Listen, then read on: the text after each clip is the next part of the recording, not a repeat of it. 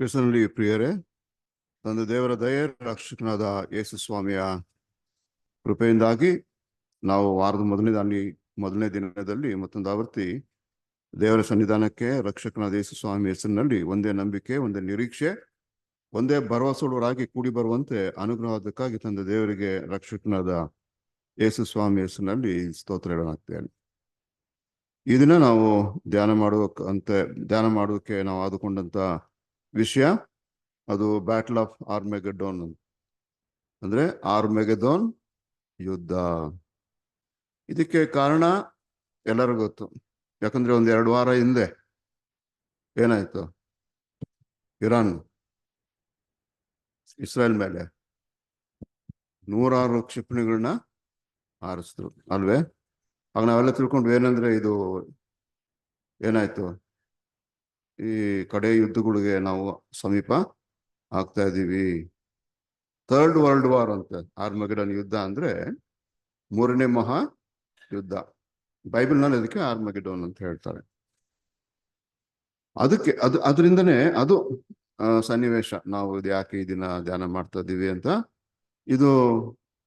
ಇದಕ್ಕೆ ಆರ್ಮೆಗೆಡೋನ್ ಯುದ್ಧ ವಿಷಯವಾಗಿ ಪಾಸ್ಟರ್ ರಜಲ್ 4ನೇ ವಾಲ್ಯೂಮ್ ಅಲ್ವೇ, ಬ್ಯಾಟಲ್ ಆಫ್ ಆರ್ಮೆಗೆಡೋನ್ ಅಂತ ಹೇಳಿ ಬಹಳ ಕ್ಲೀನ್ ಆಗಿ ಬರೆದಿದ್ದಾರೆ. ಅದೆಷ್ಟು 600 ಪೇಜ್ ಇದೆ ಅದರಲ್ಲಿ 3 ಅಧ್ಯಾಯಗಳು ಮಾತ್ರ ನಾನು ತಕೊಂಡು ಇವತ್ತು ಧ್ಯಾನ ಮಾಡೋದಕ್ಕೆ ಹೋಗ್ತೀವಿ. ಧ್ಯಾನ ಮಾಡ್ಕೊಂಡು ಮುಂಚೆ ತಲೆಬಾಗಿ ಪ್ರಾರ್ಥನೆ ಮಾಡೋಣ. ಆದಿಯಲ್ಲಿ ಅಂತ್ಯವನ್ನು ಪ್ರಕಟ ಮಾಡಿರುವಂತ ಪರಲೋಕರು ನಮ್ಮ ತಂದೆ, ನಮ್ಮ ಮಾತುಗಳು ಆರ್ಮೆಗೆಡೋನ್ ಮಹಾಯುದ್ಧದ ವಿಷಯದ ಹೃದಯ ಧ್ಯಾನಗಳು ನಿನಗೆ ಸಮರ್ಪಕವಾಗಿರಲಿ. ನಿನ್ನ ಕಡೆಯಿಂದ ಬಂದ ಜ್ಞಾನವಾಗಿರುವ ನಮ್ಮ ರಕ್ಷಕನಾದ ಯೇಸು ಸ್ವಾಮಿ ದಿವ್ಯನಾಮದಲ್ಲಿ ಬೇಡ್ತೀವಿ ತಂದೆಯೇ, ಆಮೇನ್. ಹಾಗಾದ್ರೆ ಈಗ ಇದು ನಾವು ಆದುಕೊಂಡಂತ ರೆಫರೆನ್ಸ್ ಯಾವ್ದಂದ್ರೆ ಪ್ರಕಟಣಾ ಗ್ರಂಥ ಅಲ್ವೇ? ಪ್ರಕಟಣಾ ಗ್ರಂಥ ವಿಷಯದಲ್ಲಿ ನಾವು ನೋಡ್ಬೇಕಂದ್ರೆ ಪ್ರಕಟಣಾ ಗ್ರಂಥ ಏನು ಇದೆ ಅಂತ ಅದ್ರ ವಿಷಯದಲ್ಲಿ ಏನ್ ಹೇಳ್ತಾರೆ ಅಂದ್ರೆ ಪ್ರಕಟಣೆ 1:1.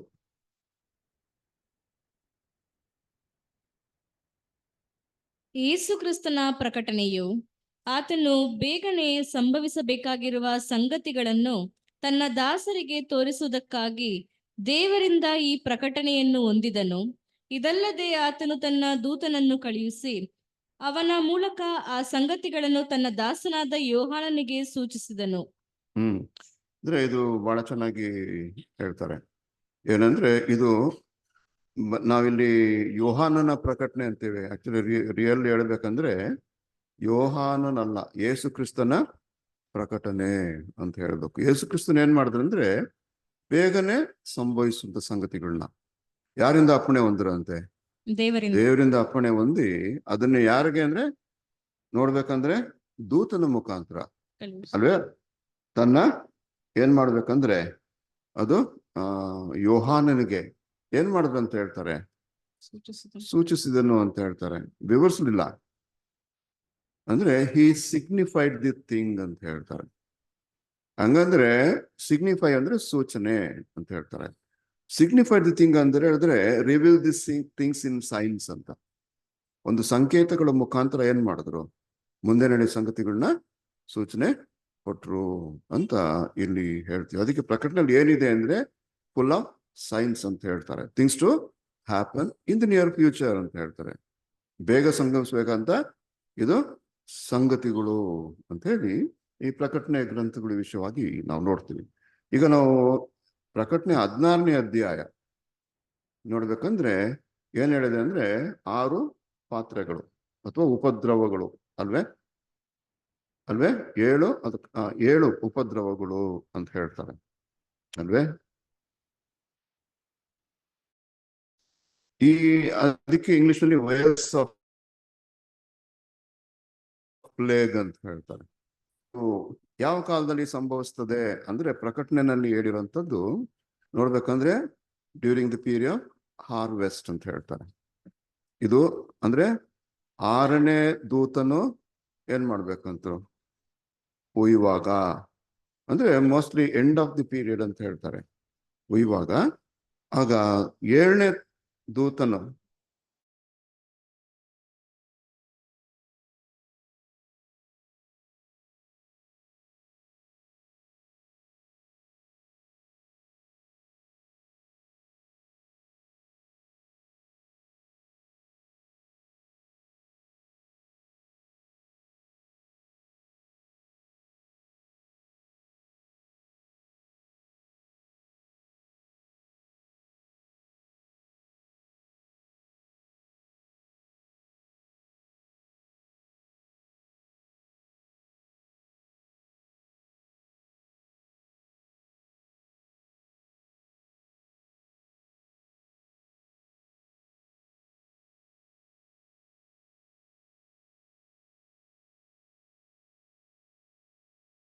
ಬಟ್ ಪ್ಲೇಗ್ಸ್ಗಳು ಬಂದು 4ರಿಂದ 10ರವರೆಗೆ ಅದು ಬಾಧೆಗಳು. ಅದಕ್ಕೂ ಈ ಒಂದು 7 ಉಪದ್ರವಗಳಿಗೂ ಏನಾಗಿದೆ, ಅದು ಹೋಲಿಕೆ ಇರುವಂತದ್ದನ್ನ ನಾವು ನೋಡ್ತೀವಿ. ಈಗ ಪಾಠಕ್ಕೆ ಬರೋದಾದ್ರೆ ರಿವಿಲೇಷನ್ 16ನೇ ಅಧ್ಯಾಯ 12-13ನೇ ವಚನ. 6ನೇಯವನು ತನ್ನ ಪಾತ್ರೆಯಲ್ಲಿದ್ದುದನ್ನು ಯೂಫ್ರಟೀಸ್ ಎಂಬ ಮಹಾನದಿಯ ಮೇಲೆ ಒಯ್ಯಲು ಅದರ ನೀರು ಇಂಗಿ ಹೋಯಿತು. ಇದರಿಂದ ಮೂಡಣ ದಿಕ್ಕಿನಿಂದ ಬರುವ ರಾಜರಿಗೆ ಮಾರ್ಗವು ಸಿದ್ಧವಾಯಿತು. ಅಲ್ವೇ? ಇದು ಯಾವ್ದೋ ಒಂದು ಘಟನೆ ನಮಗೆ ಜ್ಞಾಪಕ ಬರ್ತದೆ. ಡ್ಯಾನಿಯಲ್ ಬುಕ್ ಆಫ್ ಡ್ಯಾನಿಯಲ್ ನಲ್ಲಿ ಏನಾಗ್ತದೆ, ಮೇದೋ ಪರ್ಷಿಯನ್ ಅಲ್ವೇ ಬ್ಯಾಬಿಲೋನ್ಗೆ ಅವ್ರು ಹೆಂಗೆ ಎಂಟ್ರಿ ಮಾಡಿದ್ರು ಅಂದ್ರೆ, ಮೇದೋ ಪರ್ಷಿಯನ್ಸ್ ನದಿ ಯೂಫ್ರಟಿಸ್ ನದಿ ಎಲ್ಲಿ ಹೋಗ್ತಿತ್ತು, ಏನು ಬಾಬಿಲೋನ್ ಒಳಗೆ ಹೋಗ್ತಿತ್ತು. ಅದು ಹೋಗುವಾಗ ಇವ್ರೇನ್ ಮಾಡಿ ಬಹಳ ಒಳ್ಳೆ ಐಡಿಯಾ ಮಾಡ್ತಾರೆ. ಒಂದು 20-30 ಮೈಲಿ ದೂರದಲ್ಲಿ ಡೈವರ್ಟ್ ಮಾಡ್ಬಿಡ್ತಾರೆ. ಡೈವರ್ಟ್ ಮಾಡಿದ್ರೆ ಹಿಂಗ್ ಹೋಗ್ತದೆ. ಹಿಂಗ್ ಹೋದಾಗ ಈಸ್ಟರ್ನ್ ಕಿಂಗ್ ಯಾರಂದ್ರೆ ಮೇದೋ ಪರ್ಷಿಯನ್, ಡೇರಿಯಸ್ ಅಲ್ಲಿ ಅವಾಗ ಬರೋಂಥದ್ದು ಅಲ್ವೇ. ಕೂರೇಶ್ ರಾಜ ಆಗಿರ್ತಾನೆ. ಆವಾಗ ಮೇದೋ ಪರ್ಷಿಯದ ಡೇರಿಯಸ್ ಬಂದು ಜನರಲ್ ಆಗಿರ್ತಾರೆ. ಅವ್ರೇನ್ ಮಾಡ್ತಾರೆ, ಅದು ಬರ್ತಾರೆ ಅಂತ ಹೇಳಿ ನಾವು, ಇದು ಇನ್ನೊಂದು ಸಾಂಕೇತಿಕ ಮಾತಿದೆ ಅಲ್ವೇ. ಹಾಗಾದ್ರೆ ಇದು ಯಾವುದಕ್ಕೆ ಹೋಲಿಕೆ ಇದೆ ಅಂತ ಹೇಳ್ಬೇಕಂದ್ರೆ, ನಮ್ಮ ರಕ್ಷಕನಾದ ಯೇಸು ಕ್ರಿಸ್ತನು ಅಲ್ವೇ ಏನ್ ಮಾಡ್ತಾರೆ, ಲಾಸ್ಟ್ ಈ ಬ್ಯಾಬಿಲೋನ್ ಅನ್ನೋ ಒಂದು ಸಿಸ್ಟಮ್, ಇವಾಗ ನಾವು ಮಾತಾಡುವಂಥದ್ದು ಒಂದು ವ್ಯವಸ್ಥೆಗಳ ವಿಷಯವಾಗಿ ಅಲ್ವೇ. ಫಾಲ್ಸ್ ರಿಲಿಜಿಯನ್ ಸಿಸ್ಟಮ್ಸ್ ಅಂತ ಹೇಳ್ತಾರೆ ಬ್ಯಾಬಿಲೋನ್, ಅಥವಾ ಇಮಿಟೇಟೆಡ್ ಸಿಸ್ಟಮ್ಸ್ಗಳು ಅಂತ ಹೇಳ್ತಾರೆ.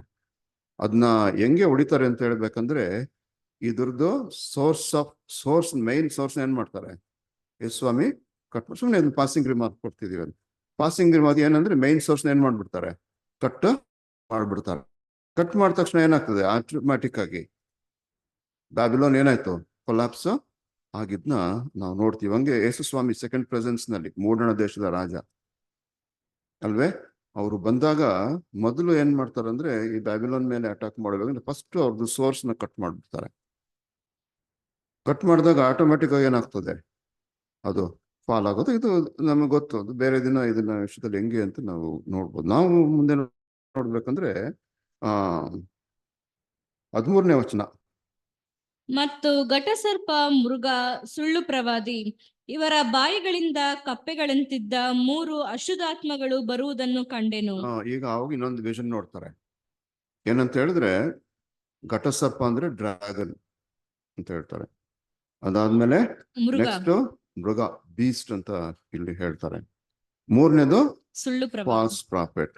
ಇದು 3 ಬಾಯಿಂದ ಏನ್ ಮಾಡ್ತಂದ್ರೆ, ಕಪ್ಪೆಗಳಂತಿರುವ ಅಶುದ್ಧಾತ್ಮ ಬರೋಂಥದ್ದನ್ನ ಅವರು ಇಲ್ಲಿ ನೋಡ್ತಾರೆ.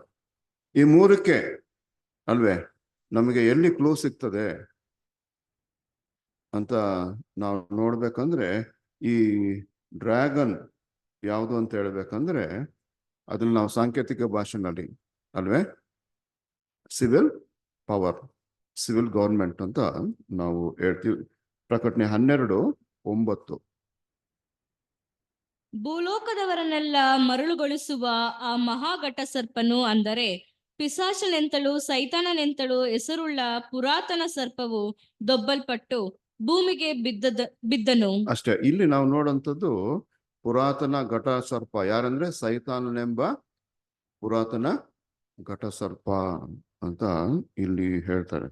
ಅದಕ್ಕೆ ಯೇಸು ಸ್ವಾಮಿನ ಹೇಳಿದ್ರು ಅಲ್ವೇ, ಈ ಹಲೋಕದ the prince of this world ಅಂತ ಹೇಳ್ತಾರೆ. ಈಗ ಎಲ್ಲಾ ಗೌರ್ಮೆಂಟ್ ಕಂಟ್ರೋಲ್ ಮಾಡ್ತಿರೋದು ಯಾರಂದ್ರೆ, ಇದು ಸೈತಾನನು. ಅದಕ್ಕೆ ಡ್ರ್ಯಾಗನ್ ಅಂದ್ರೆ ಘಟಸರ್ಪ ಏನಿದೆ ಸಿವಿಲ್ ಗವರ್ಮೆಂಟ್ಗೆ ಏನಾಗ್ತದೆ, ಅದು ರೆಫರೆನ್ಸ್ ಕೊಡುವಂಥದ್ದನ್ನ ನಾವು ನೋಡ್ತೀವಿ.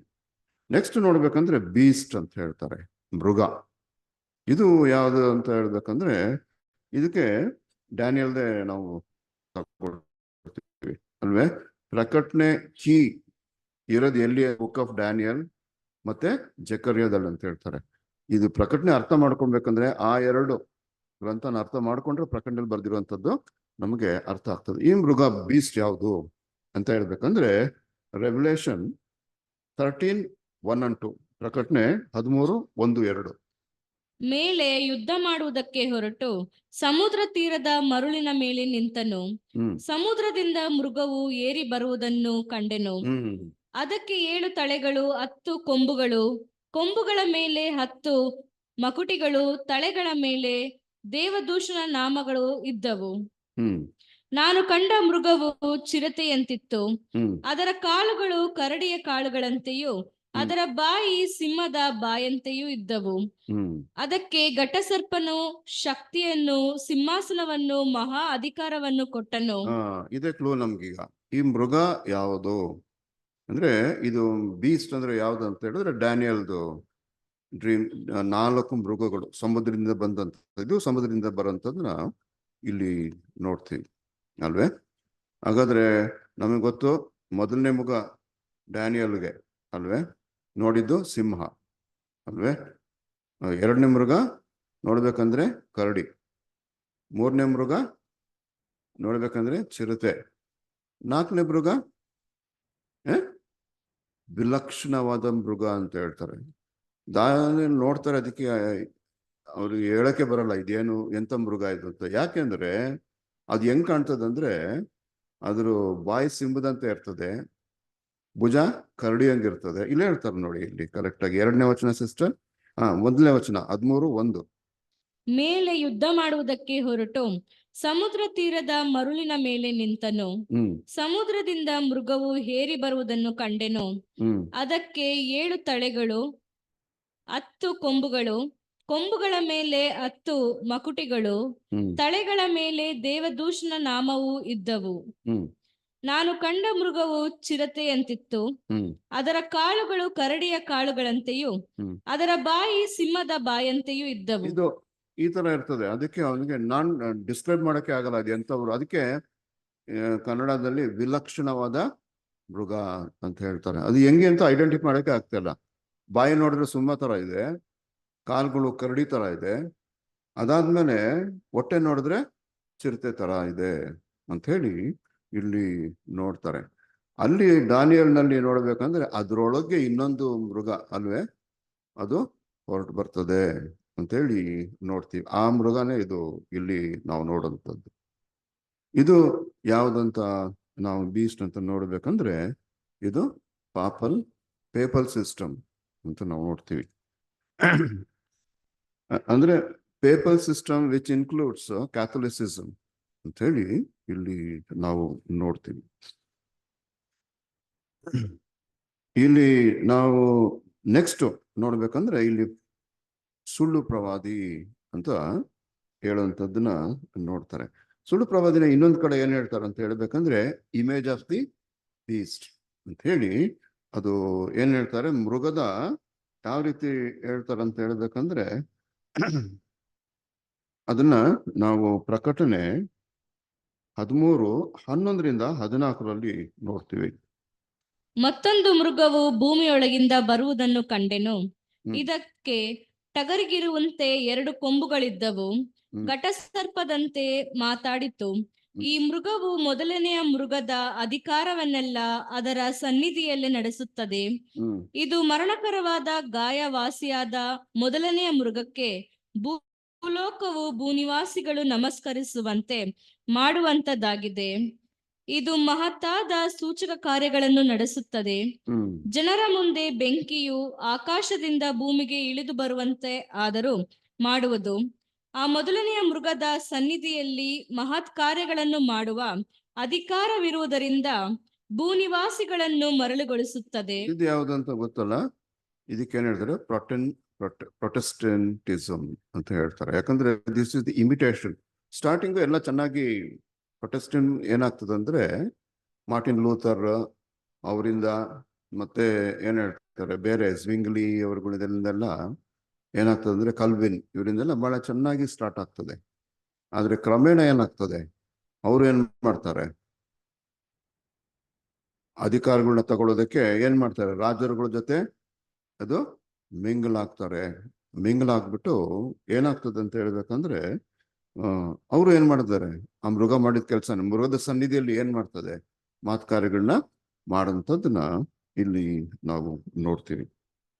ಇದಕ್ಕೆ ಯಾಕೆ ನೋಡ್ಬೇಕಂದ್ರೆ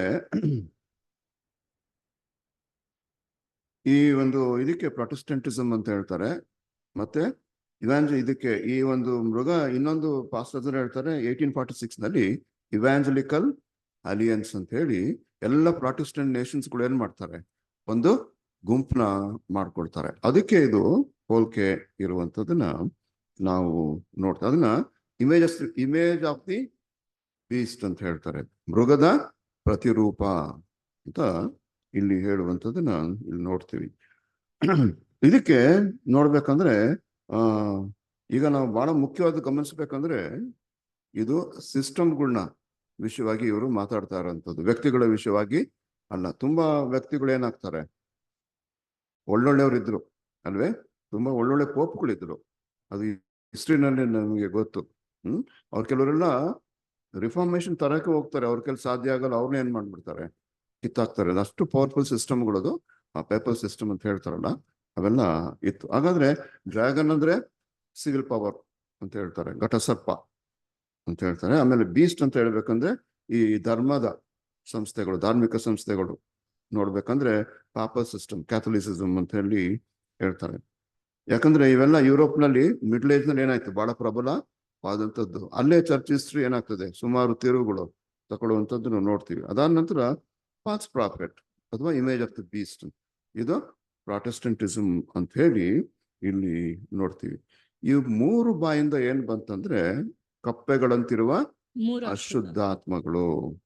ಮುಂದೆ ಓದಿ ಸಿಸ್ಟರ್, ಅದು 16 ಅದು 3. ಮತ್ತು ಘಟಸರ್ಪ, ಮೃಗ, ಸುಳ್ಳು ಪ್ರವಾದಿ, ಇವರ ಬಾಯಿಗಳಿಂದ ಕಪ್ಪೆಗಳಂತಿದ್ದ 3 ಅಶುದ್ಧಾತ್ಮಗಳು ಬರುವುದನ್ನು ಕಂಡೆನು. ಇವು ಮಹತ್ ಕಾರ್ಯಗಳನ್ನು ಮಾಡುವ ದೆವ್ವಗಳು.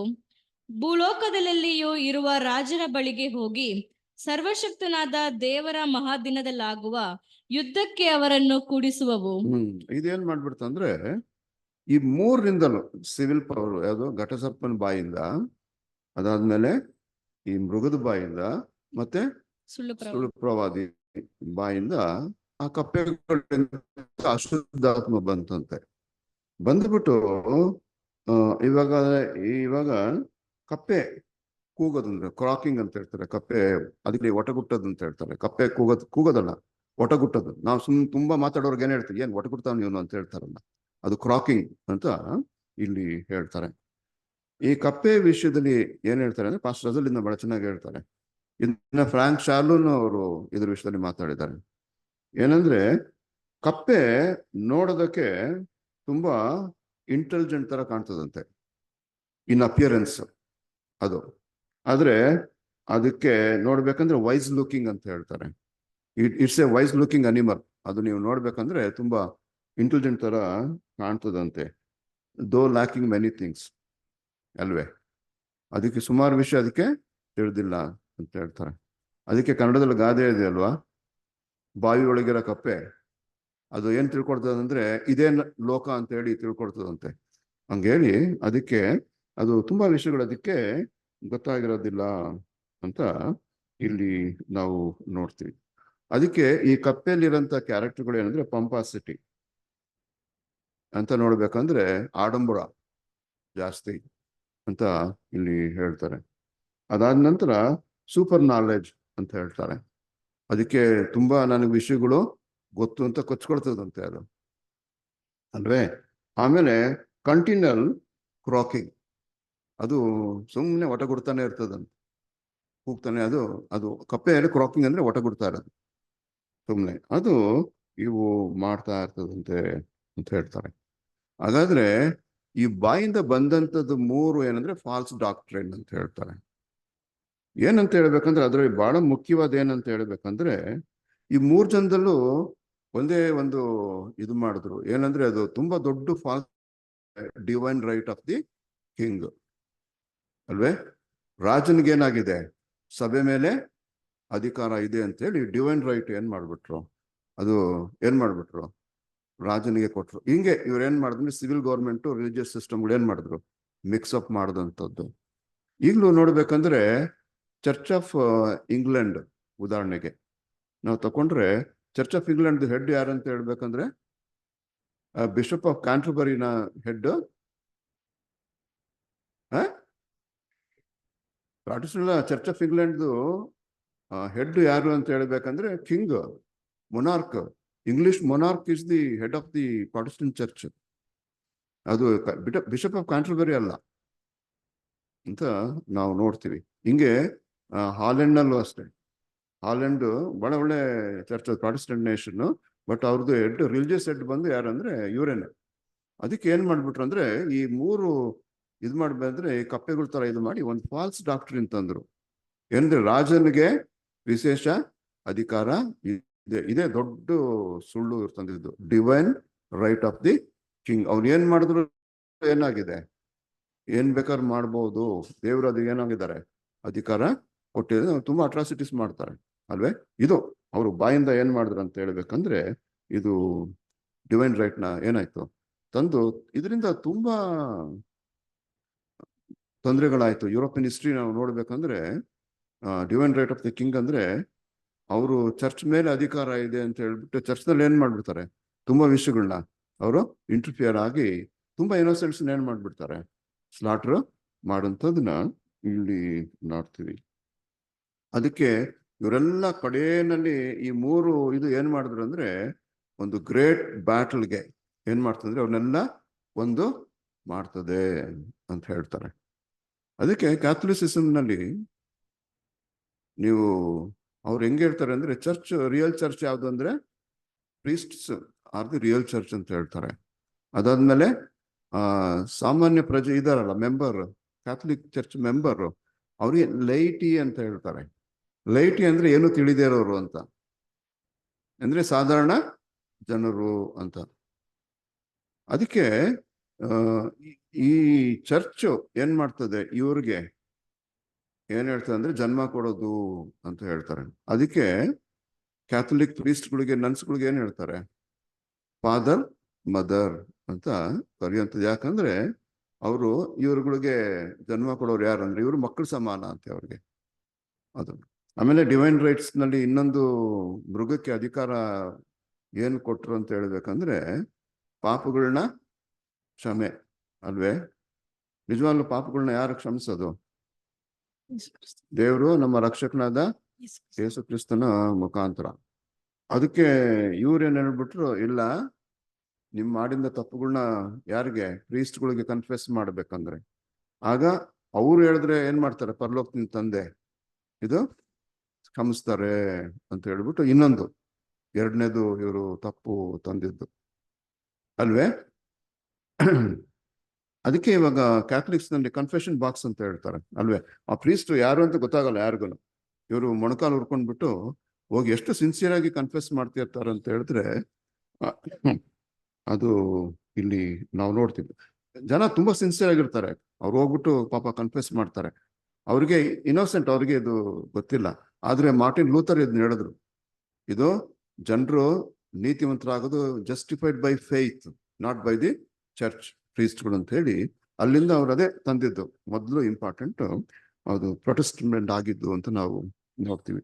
ಹೀಗೆ ನಂತರದಲ್ಲಿ ಇವರು ಪಾಲಿಟಿಕ್ಸ್ ನಲ್ಲಿ ಮಿಂಗಲ್ ಆದ್ರು, ಎಲ್ಲ ಪ್ರಾಟೆಸ್ಟೆಂಟ್ ನೇಷನ್ಸ್ಗಳು ಅಲ್ವೇ.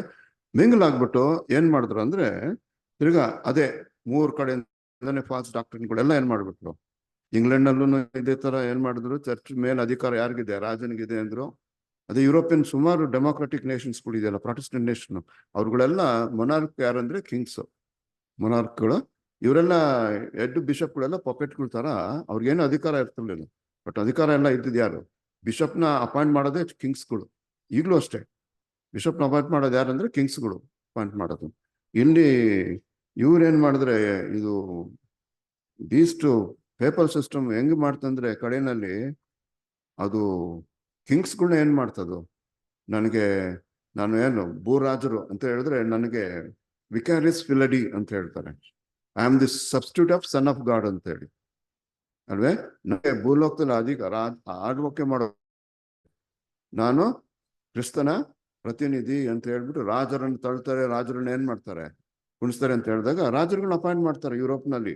ಯಾರು, ಈ ಪೇಪಲ್ಗಳು ಅಪಾಯಿಂಟು ಮಾಡೋದು. ಇದೆಲ್ಲ ಏನ್ ಹೇಳ್ತಾರೆ, ಅಶುದ್ಧಾತ್ಮಗಳು, ಇಂಡಾಕ್ಟ್ರಿನೈಸೇಷನ್ ಅವರು ತಂದಿದ್ದದ್ದು ಬೋಧನೆಗಳು, ಫಾಲ್ಸ್ ಡಾಕ್ಟ್ರಿನ್ಗಳು ಹಿಂಗೆಲ್ಲ ತಂದ್ಬಿಟ್ಟು ಕಡೆಗೆ ಅವ್ರವ್ರಿಗೆ ಜಗಳ ಆಗ್ಬಿಟ್ಟು ಏನಾಯ್ತು ಅಂದ್ರೆ, ಈಗ ಎಲ್ಲಿ ಅಲೈನ್ ಆಗಿದೆ ಅಂದ್ರೆ, ಇವ್ರದ್ದು ಎಲ್ಲ ಅಕ್ರಮಗಳು ನೋಡಿ ಜನರು ಏನ್ ಮಾಡಿದ್ದಾರೆ, ಸಿಡ್ದಿದ್ರು.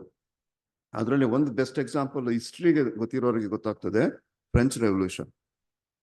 ಫ್ರೆಂಚ್ ರೆವಲ್ಯೂಷನ್ ಎಂತ ಅಟ್ರಾಸಿಟೀಸ್ ಆಗ್ತಿತ್ತು ಅಂತ ಹೇಳಿ ಅದು ಬೆಸ್ಟ್ ಎಕ್ಸಾಂಪಲ್ ಅಂತ ಅಲ್ಲಿ ಹೇಳ್ತಾರೆ. ಇವರೆಲ್ಲ ಗ್ರೇಟ್ ಬ್ಯಾಟಲ್, ಮಹಾಯುದ್ಧಕ್ಕೆ ಏನ್ ಮಾಡ್ತಾರಂದ್ರೆ ಇವ್ರನ್ನೆಲ್ಲ ಅಣಿ ಮಾಡ್ತಾರೆ ಅಂತ ಹೇಳಿ ಇಲ್ಲಿ ನಾವು ನೋಡ್ತೀವಿ. ನೆಕ್ಸ್ಟ್ ನಾವು ನೋಡುವಂಥದ್ದು, ಅವ್ರು ಎಲ್ಲಿಗೆ ಅಣಿ ಮಾಡ್ತಾರಂದ್ರೆ ಅರ್ಮೆಗದೋನ್ ಅನ್ನೋ ಸ್ಥಳಕ್ಕೆ ಏನ್ ಮಾಡ್ತಾರಂದ್ರೆ ಭೂಜರಾಜರನ್ನ ಆ ಸ್ಥಳಕ್ಕೆ ಕೂಡಿಸ್ತಾರೆ ಅಂತೇಳಿ ಅಲ್ಲಿ ಹೇಳುವಂಥದ್ದನ್ನ ಇಲ್ಲಿ ನೋಡ್ತೀವಿ. ಹಾಗಾದ್ರೆ ಈ ಆರ್ಮೆಗಡೋನ್ ಅಂದ್ರೆ ಯಾವುದು ಅಂತ ನಾವು ನೋಡ್ಬೇಕಂದ್ರೆ, ಈ ವರ್ಡ್ ನೋಡ್ಬೇಕಂದ್ರೆ ಆರ್ಮೆಗಿದ್ದೋನ್ ಅಂದ್ರೆ ಅದು ಗ್ರೀಕ್ ವರ್ಡ್. ಅಂದ್ರೆ ಆರ್ಮೆಗಿದ್ದೋನ್ ಅಂದ್ರೆ ಸಿಟಿ ಆಫ್ ಮೆಗಿದ್ದೋ ಅಂತ ಹೇಳ್ತಾರೆ ಗ್ರೀಕ್ ನಲ್ಲಿ ಅಲ್ವೇ. ಆದ್ರೆ ಹೀಬ್ರೂ ಭಾಷೆನಲ್ಲಿ ಅದು ಕರೆಕ್ಟ್ ಆಗಿ ಅಂದ್ರೆ ಹಾರ್ ಮೆಗಿದ್ದೋನ್ ಅಂತ ಹೇಳ್ತಾರೆ. ಹಾರ್ ಮೆಗಿದ್ದೋ, ಹಾರ್ ಅಂದ್ರೆ ಮೌಂಟ್ ಅಂತ ಅಲ್ವೇ, ಅದು ಮೌಂಟ್ ಮೆಗಿದ್ದೋ ಅಂತ ಇಲ್ಲಿ ಹೇಳುವಂಥದ್ದನ್ನ ಇಲ್ಲಿ ನೋಡ್ತೀವಿ. ಹಾಗಾದ್ರೆ ಇದಕ್ಕೆ ಟೆಲ್ ಮೆಗಿದ್ದೋ ಅಂತ ಹೇಳ್ತಾರೆ. ಟೆಲ್ ಅಂದ್ರೆ ಬೆಟ್ಟ ಅಂತ ಹೇಳಿ ನಾವು ನೋಡ್ತೀವಿ. ಇದಕ್ಕೆ ಮೀನಿಂಗ್ಗಳು ಸುಮಾರು ಈ ಏನಂತ ಹೇಳ್ಬೇಕಂದ್ರೆ ಹೀಬ್ರೂ ಆಕ್ಸೆಂಟ್, ಆಮೇಲೆ ಅರಾಮಿಕ್ ಆಕ್ಸೆಂಟ್ ಮೇಲೆ ನೋಡ್ಬೇಕಂದ್ರೆ ಮೌಂಟ್ ಆಫ್ ಅಸೆಂಬ್ಲಿ ಅಂತ ಹೇಳ್ತಾರೆ. ಇನ್ನೊಂದು ಅರ್ಥದಲ್ಲಿ ಮೌಂಟ್ ಆಫ್ ಡಿಸ್ಟ್ರಕ್ಷನ್ ಅಂತ ಹೇಳ್ತಾರೆ. ಅಲ್ಲಿ ಏನಂದ್ರೆ ಲಾಸ್ಟ್ ಅಲ್ಲಿ ಏನಾಗ್ತದೆ ಅಂದ್ರೆ ಟೋಟಲ್ ಡಿಸ್ಟ್ರಕ್ಷನ್ ಅಲ್ಲಿ ಸಂಭವಿಸ್ತದೆ. ಅದಕ್ಕೆ ಮೌಂಟ್ ಆಫ್ ಡಿಸ್ಟ್ರಕ್ಷನ್ ಅಂತ ಹೇಳಿ ಇಲ್ಲಿ ನೋಡ್ತಾನೆ. ಈ ಮೌಂಟ್ ಈ ಮೆಗಿದ್ದೋ ಬೆಟ್ಟ ಇಲ್ಲಿ ನಾವು ಆಕ್ಚುಲಿ ಇಲ್ಲಿ ನಾವು ಬೆಟ್ಟ ಅಂತೀವಿ. ನಾವು ಬೆಟ್ಟ ಅಂದ್ರೆ ಇಲ್ಲಿ ನಮಗೆ 1,000 ಅಡಿ ಎತ್ತರ ಇರ್ತದೆ.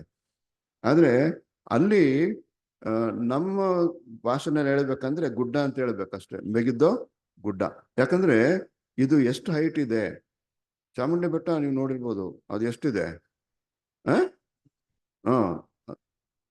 ಅಷ್ಟು ಮೀಟರ್ ಅದು ಎತ್ತರ ಬರ್ತದೆ ಅಲ್ವೇ. ಇಲ್ಲಿ ಇದ್ರದ್ದು ಹೈಟು 21 ಮೀಟರ್, ಅಂದ್ರೆ ಸುಮಾರು 70 ಅಡಿ ಈ ಗುಡ್ಡದ ಎತ್ತರ. 70 ಅಡಿ ಅಂದ್ರೆ ಏನಂತ ಹೇಳ್ಬೇಕಂದ್ರೆ ಒಂದು 7 ಫ್ಲೋರಿಡ್ ಬಿಲ್ಡಿಂಗ್ ಇದೆಯಲ್ಲ, 7 ಅಂತಸ್ತಿನ ಒಂದು ಫ್ಲಾಟ್ ಏನೋ ಇರ್ತದಲ್ಲ, ಅಷ್ಟೇ ಅದು ಹೈಟ್ ಇರೋಂಥದ್ದು. ನಮಗೆ ದೇವ್ರ ಕೃಪೆಯಿಂದ ಇದ್ರ ಪಕ್ಕದಲ್ಲೇ ಪಾಸ್ ಆಗಂಥದ್ದು ಅವಕಾಶ ಇಟ್ಟು ತೋರಿಸಿದ್ರು. ನೋಡಿ ಮೆಗಿದ್ದೋ ಇಲ್ಲಿ ಇದೇನೆ ಅಂತ ಹೇಳಿ ಅಲ್ಲಿ ತೋರಿಸಿದ್ದು ನಮ್ಗೆ ಅದೊಂದು ಕಣ್ಣಾರೆ ನೋಡೋಂಥ ಅವಕಾಶ ಉಂಟಾಯ್ತು. ಮೇಲೆ ನೋಡ್ಬೇಕಂದ್ರೆ ಅದು ನೋಡ್ಬೇಕಂದ್ರೆ ಟಾಪ್ ಮೇಲೆ ಅಂದ್ರೆ ಆ ಸಮಿತ್ ನೋಡ್ಬೇಕಂದ್ರೆ ಒಂದು 10 ಎಕರೆ ಜಾಗ ಅಷ್ಟೇ ಅದ್ರ ಮೇಲೆ ಇರೋಂಥದ್ದು. ಅದು ಅದನ್ನ ಎಕ್ಸ್ಕವೇಷನ್ ಮಾಡಿದಾಗ ಎಷ್ಟು ಲೇಯರ್ ಸಿಕ್ಕಿದೆ ಅಂದ್ರೆ 23 ಲೇಯರ್ಗಳು ತೆಗೆದಿದ್ದಾರೆ. ಒಂದಾದ್ಮೇಲೆ ಒಂದು ಅದ್ರ ಇನ್ನೊಂದು ಸಿಟಿ ಕಟ್ಟಿ ಅದ್ರ ಮೇಲೆ ಸಿಟಿ ಅಂದ್ರೆ 23. ಈಗ ಎಕ್ಸ್ಕವೇಷನ್ 23 ಲೇಯರ್ಗಳನ್ನ ಏನ್ ಮಾಡಿದ್ದಾರೆ ಅಂದ್ರೆ ಅಲ್ಲಿ ಎಕ್ಸ್ಕವೇಷನ್ಸ್ ಮಾಡಿರುವಂಥದ್ದನ್ನ ಇಲ್ಲಿ ನೋಡ್ತೀವಿ. ಇದು ತುಂಬಾ ಹಳೇ ಕಾಲದಿಂದ ಬ್ರಾನ್ಸ್ ಏಜ್ ಅಂತ ಹೇಳ್ತಾರೆ. ಅಂದ್ರೆ ಅಬ್ರಾಹ್ಮನ್ ಸಮಯದಿಂದ ಮುಂಚೆನೆ ಏನಾಗ್ತದೆ ಇಲ್ಲಿ ಜನ ಇದ್ರು ಅಂತೇಳಿ, ವಾಸವಾಗಿದ್ರು ಅಂತ ಹೇಳಿ ಇಲ್ಲಿ ನಾವು ನೋಡ್ತೀವಿ. ಆನಂತರದಲ್ಲಿ ಕಾನಾನ್ ಇಸ್ರೇಲ್ ಆಕ್ಯುಪೈ ಮಾಡ್ಕೊಂಡಾಗ ಮೆಗಿದ್ದೋ ಗುಡ್ಡ ಬೆಟ್ಟ ಯಾರಿಗಾಯ್ತು ಅಂದ್ರೆ ಇದು ಮನಸ್ಸೆ ಏನ್ ಮಾಡ್ತಾರಂದ್ರೆ ಮನಸ್ಸೆ ಅವ್ರಿಗೆ ಈ ಲ್ಯಾಂಡ್ ಏನಾಗ್ತದೆ, ಈ ಜಾಗ ಮನಸ್ಸೆ ಕುಲಕ್ಕೆ ಇದು ಬರ್ತದೆ ಅಂತ ಹೇಳಿ ಇಲ್ಲಿ ನಾವು ನೋಡ್ತೀವಿ. ಈ ಘಟನೆಗಳೇನು ಅದು ಬಹಳ ಮುಖ್ಯ. ಇದು ಮೊದಲು ಬಿಟ್ಟು ಈಗ ನಾವು ನೋಡಿದಂಥದ್ದು ಈ ಬಿಬ್ಲಿಕಲ್ ಇವೆಂಟ್ ನಲ್ಲಿ ಮೊದಲನೇ ಇವೆಂಟ್ ಏನಂತ ಹೇಳ್ಬೇಕಂದ್ರೆ ಇದನ್ನ ಈ ಗುಡ್ಡನ ಕಾಂಕೋರ್ ಮಾಡ್ತಾರೆ. ಯಾರಂದ್ರೆ ಜಾಶ್ವಾ ಮಾಡ್ಬಿಟ್ಟು ಅದೇನ್ ಮಾಡ್ತಾರೆ ಅಂದ್ರೆ ಮನಸ್ಸೆ ಕುಲಕ್ಕೆ ಏನ್ ಮಾಡ್ತಾರೆ ಅದನ್ನ ಹಂಚ್ತಾರೆ. ಅದನ್ನ ಜಾಶ್ವಾ 12:21 ನಾವು ನೋಡ್ತೀವಿ. ಜಾಶ್ವಾ ಯೆಹೋಶುವ 12:21. ಮೆಗಿದೋವಿನ ಅರಸನು ಕೇದೂಷಿನ ಅರಸನು. 21.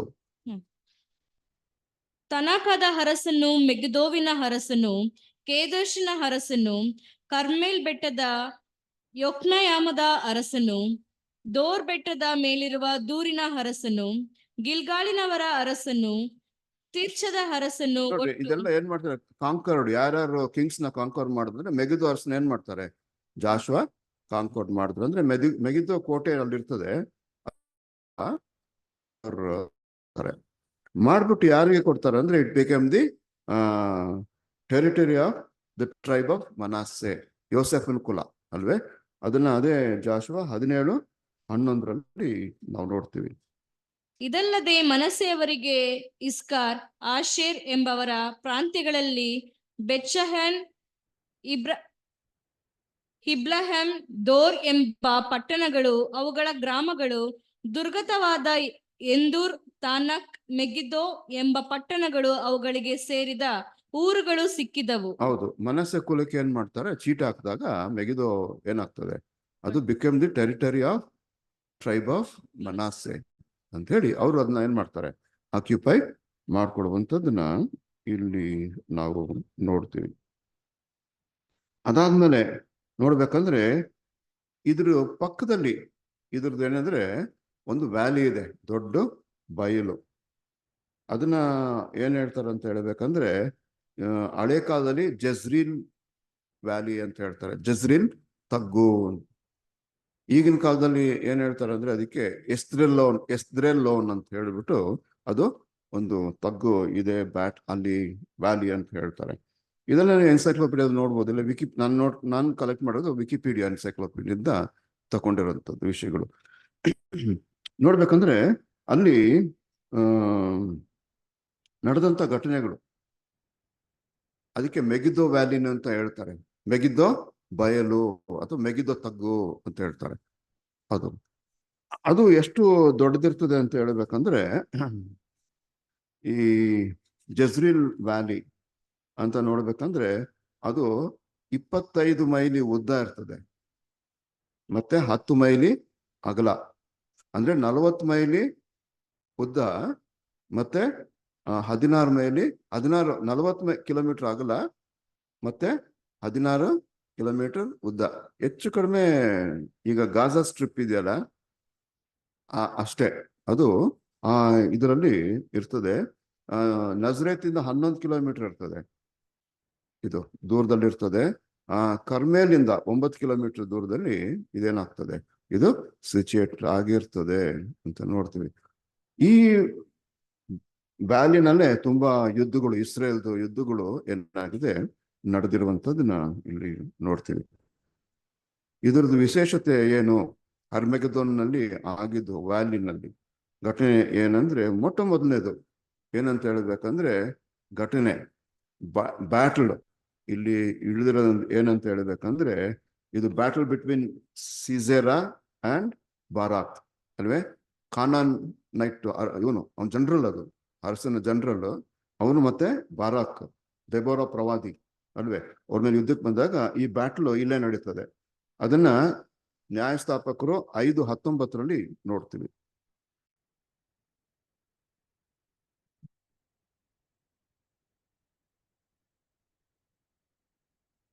ಅರಸರು ಬಂದು ಯುದ್ಧ ಮಾಡಿದರು. ಕಾನಾನ್ಯ ರಾಜರು ಮೆಗಿದೋ ಪ್ರವಾಹಗಳ ಬಳಿಯಲ್ಲಿರುವ ತನಕದಲ್ಲಿ ಕೂಡಿ ಬಂದು ಕಾದಿದರು. ಅವರಿಗೆ ದ್ರವ್ಯವೇನು ಸಿಕ್ಕಲಿಲ್ಲ. ಅಂದ್ರೆ ನೋಡಿ, ಮೆಗಿದೋ ಇದೇನಿರ್ತಾರೆ ಪಕ್ಕದಲ್ಲಿ ಬಂದು ಇವರು ಯಾರು ಕಾನ್ಯಾನರು ಬಂದು ಏನ್ ಮಾಡ್ತಾರೆ, ಯುದ್ಧಕ್ಕೆ ಕೂಡ ಬರ್ತಾರೆ. ಆಗ ಡೆಬೋರಾ ಪ್ರವಾದಿನಿ ಇರ್ತಾಳೆ, ಬರಾಕನ್ನ ಕಳಿಸ್ಬಿಟ್ಟು ಯುದ್ಧ ಅಲ್ಲಿ ಆಗ್ತದೆ ಅಂತ ಹೇಳ್ತಾರೆ. ಕಡೆಗೆ ಏನಾಗ್ತದೆ ಅಂದ್ರೆ ಇಸ್ರೇಲರಿಗೆ ಏನಾಗ್ತದೆ, ದೇ ಒಂದು ಬ್ಯಾಟಲ್ ಅಲ್ವೇ.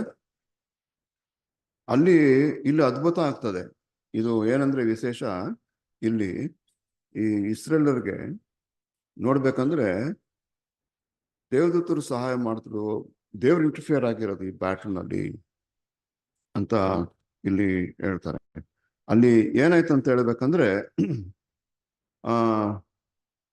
ಇವಳು ದೆಬೋರಾ ಆಡಿರೋಂಥದ್ದು ಒಂದು ಗೀತೆಯಲ್ಲಿದೆ, ನೋಡ್ಬೇಕಂದ್ರೆ ನಕ್ಷತ್ರಗಳು ಏನ್ ಮಾಡಿದ್ರು ಅಂದ್ರೆ ಅಲ್ಲಿ ಇಂಟರ್ಫಿಯರ್ ಆದ್ರು ಅಂತೇಳಿ ಈ ಬ್ಯಾಟಲ್. ಅದಕ್ಕೆ ಕಾನ್ಯನಲ್ಲಿ ಮಾಡಿದಂತ ಬ್ಯಾಟಲ್ಗಳೆಲ್ಲ ಏನ್ ಹೇಳ್ತಾರೆ, ದೇವರು ನಾನು ಮುಂದಾಗಿ ಹೋಗಿ ಏನ್ ಮಾಡ್ತೀನಿ, ಯುದ್ಧಗಳನ್ನ ಮಾಡ್ತೀನಿ ಅಂತ ಅಲ್ಲಿ ಹೇಳ್ತಾರೆ. ಅದಕ್ಕೆ ಏನ್ ಹೇಳ್ತಾರೆ, ಯುದ್ಧವು ಯೆಹೋವನದು. ಅಂದ್ರೆ ಇಸ್ರೇಲರಿಗೆ ಅವ್ರ ಮುಂದೆ ಹೋಗಿ ಸ್ವತಂತ್ರ ಮಾಡಕ್ಕೆ ಮಾಡ್ಕೊಟ್ಟವ್ರು ಯಾರಂದ್ರೆ ಯೆಹೋವನು. ಹಾಗಾದ್ರೆ ಯೆಹೋವನ ಅವ್ರ ಸ್ಥಾನ ಇರುತ್ತದೆ. ನಮ್ಮ ರಕ್ಷಕನ ಯೇಸು ಕ್ರಿಸ್ತನು ಯೆಹೋವನ ದೂತನಾಗಿ ಏನ್ ಮಾಡ್ತಾರೆ, ಮುಂದೆ ಇದನ್ನೆಲ್ಲ ಕಾಂಕರ್ ಮಾಡೋದಕ್ಕೆ ಅವರು ನಡೆದಂಥದ್ದು, ಅವರು ಮಿಕಾಯಲ್ ಆದಾಗ ಅವರು ಮಾಡಿರೋದು ಅಂತೇಳಿ ಇಲ್ಲಿ ನಾವು ನೋಡ್ತೀವಿ. ಆಗ ಏನಾಯ್ತು ಅಂತ ಹೇಳ್ಬೇಕಂದ್ರೆ ದೇವದೂತರು ಇನ್ವಾಲ್ವ್ ಆದ್ರಂತೆ. ದೇವ್ರು ಇನ್ವಾಲ್ವ್ ಆಗ್ಬಿಟ್ಟು ದೊಡ್ಡ ಫ್ಲಡ್ ಬಂದ್ಬಿಡ್ತದೆ ಅಲ್ಲಿ ಗಿಹೋನ್ನಲ್ಲಿ. ಈ ಕಾನಾನೈಟ್ಸ್ ಇವ್ರನ್ನೆಲ್ಲ ಏನ್ ಮಾಡ್ತಾರೆ, ಕೊಚ್ಕೊಂಡು ಹೋಗ್ತಾರೆ. ಇದೇ ಮಿರಾಕಲ್ ಆಗಂಥದ್ದು. ಇಸ್ರೇಲರಿಗೆ ಅಷ್ಟು ಇದಿರಲ್ಲ. ಹಾಗಾದ್ರೆ ಅದನ್ನ ಅದೇ ಜಡ್ಜಸ್, ನ್ಯಾಯಸ್ಥಾಪಕರು 20ನೇ ವಚನ, ನಕ್ಷತ್ರಗಳು ಆಕಾಶ ಪಥದಲ್ಲಿದ್ದು ಸಿಸೇರನೊಡನೆ ಯುದ್ಧ ಮಾಡಿದವು. ಇದು ಡಿವೈನ್ ಇಂಟರ್ಫಿಯರೆನ್ಸ್. ನಕ್ಷತ್ರಗಳು ಆಕಾಶದಲ್ಲಿ ಇದ್ದು ಸಿಸರ್ನ ಏನ್ ಮಾಡ್ದ ಅಂದ್ರೆ ಯುದ್ಧ ಮಾಡಿದ್ರು. ಅಲ್ಲಿ ಏನಾಯ್ತಂದ್ರೆ ದೇವರು ದೊಡ್ಡ ಪ್ರವಾಹ ಕಳ್ಸಿಕೊಟ್ಬಿಟ್ರು ಅಂತ ಹೇಳ್ತಾರೆ. ಕಳ್ಸ್ಕೊಂಡಾಗ ಇವರೆಲ್ಲ ಏನಾಯ್ತಂದ್ರೆ ಕೊಚ್ಕೊಂಡು ಹೋಗ್ಬಿಟ್ರು ಅಂತೇಳಿ ಇದು ಘಟನೆ ಅಲ್ಲಿ ನಡೆದಂಥದ್ದು. ಮಿರಾಕಲ್ ಏನಂದ್ರೆ ದೇವರು ಅದನ್ನ ಮಿರಾಕಲ್ ಮಾಡ್ತಾರೆ. ಅದಕ್ಕೆ ಇವಳು ದೆಬೋರಾ ಏನ್ ಹೇಳ್ತಾರೆ ಅಂದ್ರೆ ನಕ್ಷತ್ರಗಳು ಏನ್ ಮಾಡಿದ್ರು, ಇವ್ರ ಮುಂದೆ ಯುದ್ಧ ಮಾಡಿದ್ರು ಅಂತೇಳಿ ಇಲ್ಲಿ ನಾವು ನೋಡ್ತೀವಿ. ನೆಕ್ಸ್ಟ್ ನೋಡ್ಬೇಕಂದ್ರೆ ಗ್ರೇಟ್ ವಿಕ್ಟ್ರಿ ಯಾವ್ದಂತ ಹೇಳ್ಬೇಕಂದ್ರೆ ಗಿಡಿಯನ್ ಅಲ್ವೇ. ಗಿಡಿಯನ್ಗೆ ಏನ್ ಮಾಡ್ತಾರೆ, ಅಲ್ಲಿ ಮಿದ್ಯಾನ್ರು ಬಂದು ಅಲ್ಲೇ ಏನ್ ಮಾಡ್ತಾರೆ, ಪಿಚ್ ಮಾಡ್ಕೊಳ್ತಾರೆ. ಆವಾಗ ದೇವ್ರು ಏನ್ ಮಾಡ್ತಾರೆ, ನಮ್ಗೆ ಗೊತ್ತು, ಅದು ಓದೋದ್ ಬೇಡಲ್ಲ. 300 ಜನ ಅಲ್ವೇ, ಅವ್ರ ಮೂಲಕ ಹೆಂಗೆ ಇದು ಮಾಡ್ತಾರೆ ಅಂತ ಹೇಳ್ಬೇಕಂದ್ರೆ ಮಡಕೆಗಳು, ಅದ್ರೊಳಗೆ ಟಾರ್ಚು ಮತ್ತೆ ಕೊಂಬು ಅಲ್ವೇ. ಏನ್ ಕಳ್ಬೇಕಂದ್ರೆ ಗಿದ್ಯೋನನ ಖಡ್ಗ ಯೆಹೋವನ ಖಡ್ಗ ಅಂತ ಕೂಗ್ಬೇಕಷ್ಟೇ. ಸುತ್ತಲೂ ಏನ್ ಮಾಡ್ತಾರೆ, ಬೆಟ್ಟಗಳು ಇರ್ತದೆ. ಆ ಬೆಟ್ಟಗಳ ಮೇಲೆ ನಿಂತ್ಕೊಂಡು ಏನ್ ಮಾಡ್ಬಿಡ್ತಾರೆ ಅಂದ್ರೆ ಟಾರ್ಚ್, ಆ ಮಡಕೆನ ಹೊಡೆದ್ಬಿಟ್ಟು ಟಾರ್ಚ್ ಹೇಳ್ಬಿಟ್ಟು ಕೊಂಬಲ್ಲಿ ಕೂಗ್ತಾರೆ ಅಲ್ವೇ. ಆಗ ಏನಾಗ್ತದೆ ಅಂದ್ರೆ ಕೆಳಗಿದ್ದವ್ರದು ದೊಡ್ಡ ಆರ್ಮಿ ಅಂತ ಹೇಳ್ತಾರೆ, ಕನ್ಫ್ಯೂಸ್ ಆಗಿ ಒಬ್ರಿಗೊಬ್ರು ಏನ್ ಮಾಡ್ತಾರೆ, ಅದು ಹೊಡೆದಾಕ್ತಾರೆ ಅಂತ ಹೇಳಿ ಇಲ್ಲಿ ನೋಡ್ತೀವಿ. ಇಲ್ಲೂ ಏನಾಗ್ತದೆ ಅಂದ್ರೆ ಇದು ಬ್ಯಾಟ್ಲ್, ಇವ್ರು ಏನು ಮಾಡಲ್ಲ, ಆಮೇಲೆ ಹೊಡ್ಕೊಂಡು ಹೋಗ್ತಾರೆ. ಅದಕ್ಕೂ ಮುಂಚೆ ಅವ್ರವರೇ ಏನ್ ಮಾಡ್ತಾರೆ, ಹೊಡ್ಕೊಂಡು ಹೋಗ್ತಾರೆ. ಆದ್ರೆ ದೇವರು ಉಪಯೋಗಿಸೋದು ಏನಂತ ಹೇಳ್ಬೇಕಂದ್ರೆ ಈ ಯುದ್ಧದಲ್ಲಿ ಒಂದು ಟಾರ್ಚ್, ಮಡಕೆ ಅಲ್ವೇ, ಅದಾದ್ಮೇಲೆ ಕೊಂಬು. ಇದು ಆರ್ಮೆಗೆಡೋನ್ಗೆ ಏನಾಗಿದೆ, ಇದು ನಡೆಯೋ ಯುದ್ಧಕ್ಕೆ ಹೋಲಿಕೆಗಳು ಇರುವಂತದ್ದನ್ನ ಇಲ್ಲಿ ನೋಡಿ. ಇದೆಲ್ಲ ಗ್ರೇಟ್ ವಿಕ್ಟ್ರಿಗಳು ದೇವರು ಕೊಟ್ಟಂಥದ್ದು. ಎಲ್ಲಿ, ಈ ವ್ಯಾಲಿ, ಜಜ್ರಿಯಲ್ ವ್ಯಾಲಿ ಅಥವಾ ಮೆಗಿದೋ ವ್ಯಾಲಿ ಅಂತ ಹೇಳ್ತಾರೆ, ಅಲ್ಲಿ ನಡೆದಂಥದ್ದು. ನಾವು ಹಿಸ್ಟಾರಿಕಲ್ ಇವೆಂಟ್ಗಳು ನೋಡ್ತಾ ಇದ್ವಿ. ಏನು ಮುಂದೆ ಏನಾಗ್ತದೆ ಅನ್ನೋಕೆ ಇವೆಲ್ಲ ನಮಗೆ ಸಹಾಯ ಮಾಡ್ತದೆ. ಅದಾದ ನಂತರ ಇಲ್ಲಿ ಟ್ರಾಜಿಕ್ ಇನ್ಸಿಡೆಂಟ್ಗಳು ಏನಾಯ್ತು ಅಂತ ನೋಡ್ಬೇಕಂದ್ರೆ ಅಹಜ್ಯ, ಇಸ್ರೇಲ್ ದೊರೆ ಅಹಾಬ್ನೋಡನ್ನ ಬೀಗ್ತನ ಮಾಡ್ಕೊಳ್ತಾರೆ. ಅವ್ರು ಏನ್ ಮಾಡ್ತಾನೆ, ಯುದ್ಧಕ್ಕೆ ಹೋಗಿ ಬರ್ತಾರೆ. ಯುದ್ಧಕ್ಕೆ ಬಂದಾಗ ಜೇಹು ಆರ್ಮಿ, ದೇವ್ರು ಹೇಳಿರ್ತಾರೆ ಅಹಾಬನ ಮನೆಗೆ ಶಿಕ್ಷೆ ಯಾರು ಕೊಡ್ಬೇಕು, ಜೇಹು ಕೊಡ್ಬೇಕಂತ ಹೇಳಿದಾಗ ಇವನೇನ್ ಮಾಡ್ತಾನೆ, ಕರ್ಕೊಂಬಂದ್ಬಿಟ್ಟು ಏನ್ ಮಾಡ್ತಾರೆ, ಅಹಜ್ಯನ ಅವನಿಗೆ ರಾಜನ ವೇಷ ಹಾಕ್ಬಿಟ್ಟು ಇವ್ನು ಆರ್ಡಿನರಿ ವೇಷ ಮರೆಸ್ಕೊಂಡಿರ್ತಾನೆ. ಯಾರು, ಅಹಾಬ. ಅವ್ರೇನ್ ಮಾಡ್ತಾರೆ, ಎಲ್ಲ ಗುರಿ ಇಟ್ಟು ಹೊಡೆದು ಬಿಡ್ತಾರೆ. ಆಗ ಅವ್ರು ಬಂದು ಮೆಗಿದ್ದೋ ವ್ಯಾಲಿನಲ್ಲೇ ಅವ್ರೇನ್ ಮಾಡ್ತಾರೆ, ಬಂದು ಅಲ್ಲೇನಾಗ್ತದೆ, ಪ್ರಾಣ ಬಿಡ್ತಾರೆ. ಅದು 2ನೇ ಅರಸು 9:7 ನೋಡ್ತೀವಿ.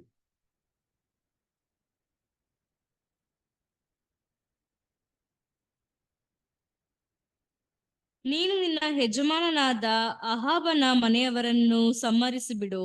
ಆಗ ನನ್ನ ಸೇವಕರಾದ ಪ್ರವಾದಿಗಳೇ ಮೊದಲಾದ ಯೆಹೋವ ಭಕ್ತರ ರಕ್ತವನ್ನು ಸುರಿಸುವುದಕ್ಕಾಗಿ ನಾನು ಇಜಬೆಲಳಿಗೆ ಮುಯ್ಯಿ ತೀರಿಸಿದಂತಾಗುವುದು. ಅಹಾಬನ ಕುಟುಂಬದವರೆಲ್ಲ ನಿರ್ನಾಮವಾಗಬೇಕು. ಅವನ ಸಂತಾನದ ಗಂಡಸರಲ್ಲಿ ಸ್ವತಂತ್ರರಾಗಿ ಗೊತ್ತದ. ಅವಾಗ ಅಲ್ಲಿ ಪಕ್ಕದಲ್ಲಿ ಬರ್ತದೆ, ಅಹಾಬ್ ಏನ್ ಮಾಡ್ಬಿಡ್ತಾನೆ ಅಂದ್ರೆ ಇವನ್ ಇಸ್ರೇಲ್ ಅರಸನ ಏನ್ ಮಾಡ್ತಾನೆ, ಬೀಗ್ತನ ಮಾಡ್ಬಿಟ್ಟು ಕರೀತಾರೆ ಅಲ್ವೇ. ಅತಲ್ಯ ಅನ್ನೋದು ವಿಕೆಡ್ ಕ್ವೀನ್ ಇರ್ತಾಳಲ್ಲ, ಅವಳು ಯಾರಂದ್ರೆ ಈ ಅಹಾಬನ್ ಮಗಳದು, ಜೆಜ್ಬೇಲ್ ಮಗಳು ನಾವು ನೋಡ್ತೀವಿ. ಅವರು ಏನ್ ಮಾಡ್ತಾರೆ, ಜೇಹುಗೆ ಏಟು ಬಿದ್ದ್ಬಿಡ್ತದೆ. ಏಟು ಬಿದ್ದಾಗ ಅವ್ರು ಏನ್ ಮಾಡ್ತಾರೆ ಅಂದ್ರೆ ಮೆಗಿದೋಗಿ ಅವ್ರು ಏನ್ ಮಾಡ್ತಾರೆ, ಹೋಗ್ಬಿಟ್ಟು ತಪ್ಪಿಸ್ಕೊಳ್ತಾರೆ. ಆದ್ರೆ ಅಲ್ಲಿ ಏನಾಗ್ತದೆ, ಅವರು ಸತ್ತೋಗಂಥದನ್ನ ಇಲ್ಲಿ ಇದು ಟ್ರಾಜಿಕ್ ಇನ್ಸಿಡೆಂಟ್ಸ್ ಒಂದನೇದು. ಅದಾದ್ಮೇಲೆ ನೋಡ್ಬೇಕಂದ್ರೆ ಇಲ್ಲಿ ಜೋಶಿಯ ಅಲ್ವೇ, ಒಳ್ಳೆ ಅರಸನು ವಾಸ್ ಕಿಲ್ಡ್. ಎಲ್ಲಿ ಏನ್ ಮಾಡ್ಬೇಕಂದ್ರೆ ಈ ಮೆಗಿದೋ ವ್ಯಾಲಿನಲ್ಲಿ ಅವರು ಕೊಲ್ಲಂಥದ್ದು. 2ನೇ ಅರಸು 23, 29, 30. ಅವನ ಕಾಲದಲ್ಲಿ ಐಗುಪ್ತದ ಅರಸನಾದ ಫರೋಹನಕೋ ಎಂಬವನನ್ನು ಅಶ್ಶೂರದ ಅರಸನಿಗೆ ವಿರುದ್ಧವಾಗಿ ಯುದ್ಧ ಮಾಡುವುದಕ್ಕೋಸ್ಕರ ಯೂಫ್ರಟೀಸ್ ನದಿಯ ಬಳಿಗೆ ಹೋದನು. ಅವನು ಅಲ್ಲಿಗೆ ಹೋಗುತ್ತಿರುವಾಗ ಓಶಿಯನು ಮೆಗಿದೋವಿನಲ್ಲಿ ಅವನನ್ನು ಎದುರುಗೊಂಡು ಕೂಡಲೇ ಅವನಿಂದ ಆತನಾದವನು. ಅಷ್ಟೇ, ದೇವ್ರು ಹೇಳ್ತಾರೆ ನೋಡಪ್ಪ, ನನಗೆ ದೇವ್ರೇ ಹೇಳಿದ್ದಾರೆ ಆ ಸಿರಿಯಾ ಮೇಲೆ ನಾನು ಯುದ್ಧ ಮಾಡಕ್ಕೆ, ನೀನ್ ಸುಮ್ನೆ ಹೋಗ್ಬಿಡು ಅಂತ ಹೇಳ್ತಾರೆ. ಅವ್ರು ಹೋಗೋದಲ್ಲ, ಹೋಗೇನ್ ಮಾಡ್ತಾರೆ, ಅಟ್ಯಾಕ್ ಮಾಡ್ತಾರೆ. ಆಗ ಏನಾಗ್ತದೆ, ಜೋಶಿಯ ಎಂತ ಒಳ್ಳೆ ರಾಜ ಅಲ್ವೇ, ಅಂತ ರಾಜ ಇರ್ಲಿಲ್ಲ ಅಂತ ಅವ್ರೇನಾಗ್ತಾರ ಅಲ್ಲಿ, ವಾಸ್ ಕಿಲ್ಡ್. ಇದೇ ಟ್ರಾಜಿಕ್ ಇವೆಂಟ್ಗಳು ಅಂತ ಇಲ್ಲಿ ನಡೆದಂಥದ್ದು ಟ್ರಾಜಿಕ್ ಇವೆಂಟ್ಗಳು ಅಂತ ಹೇಳ್ತಾರೆ.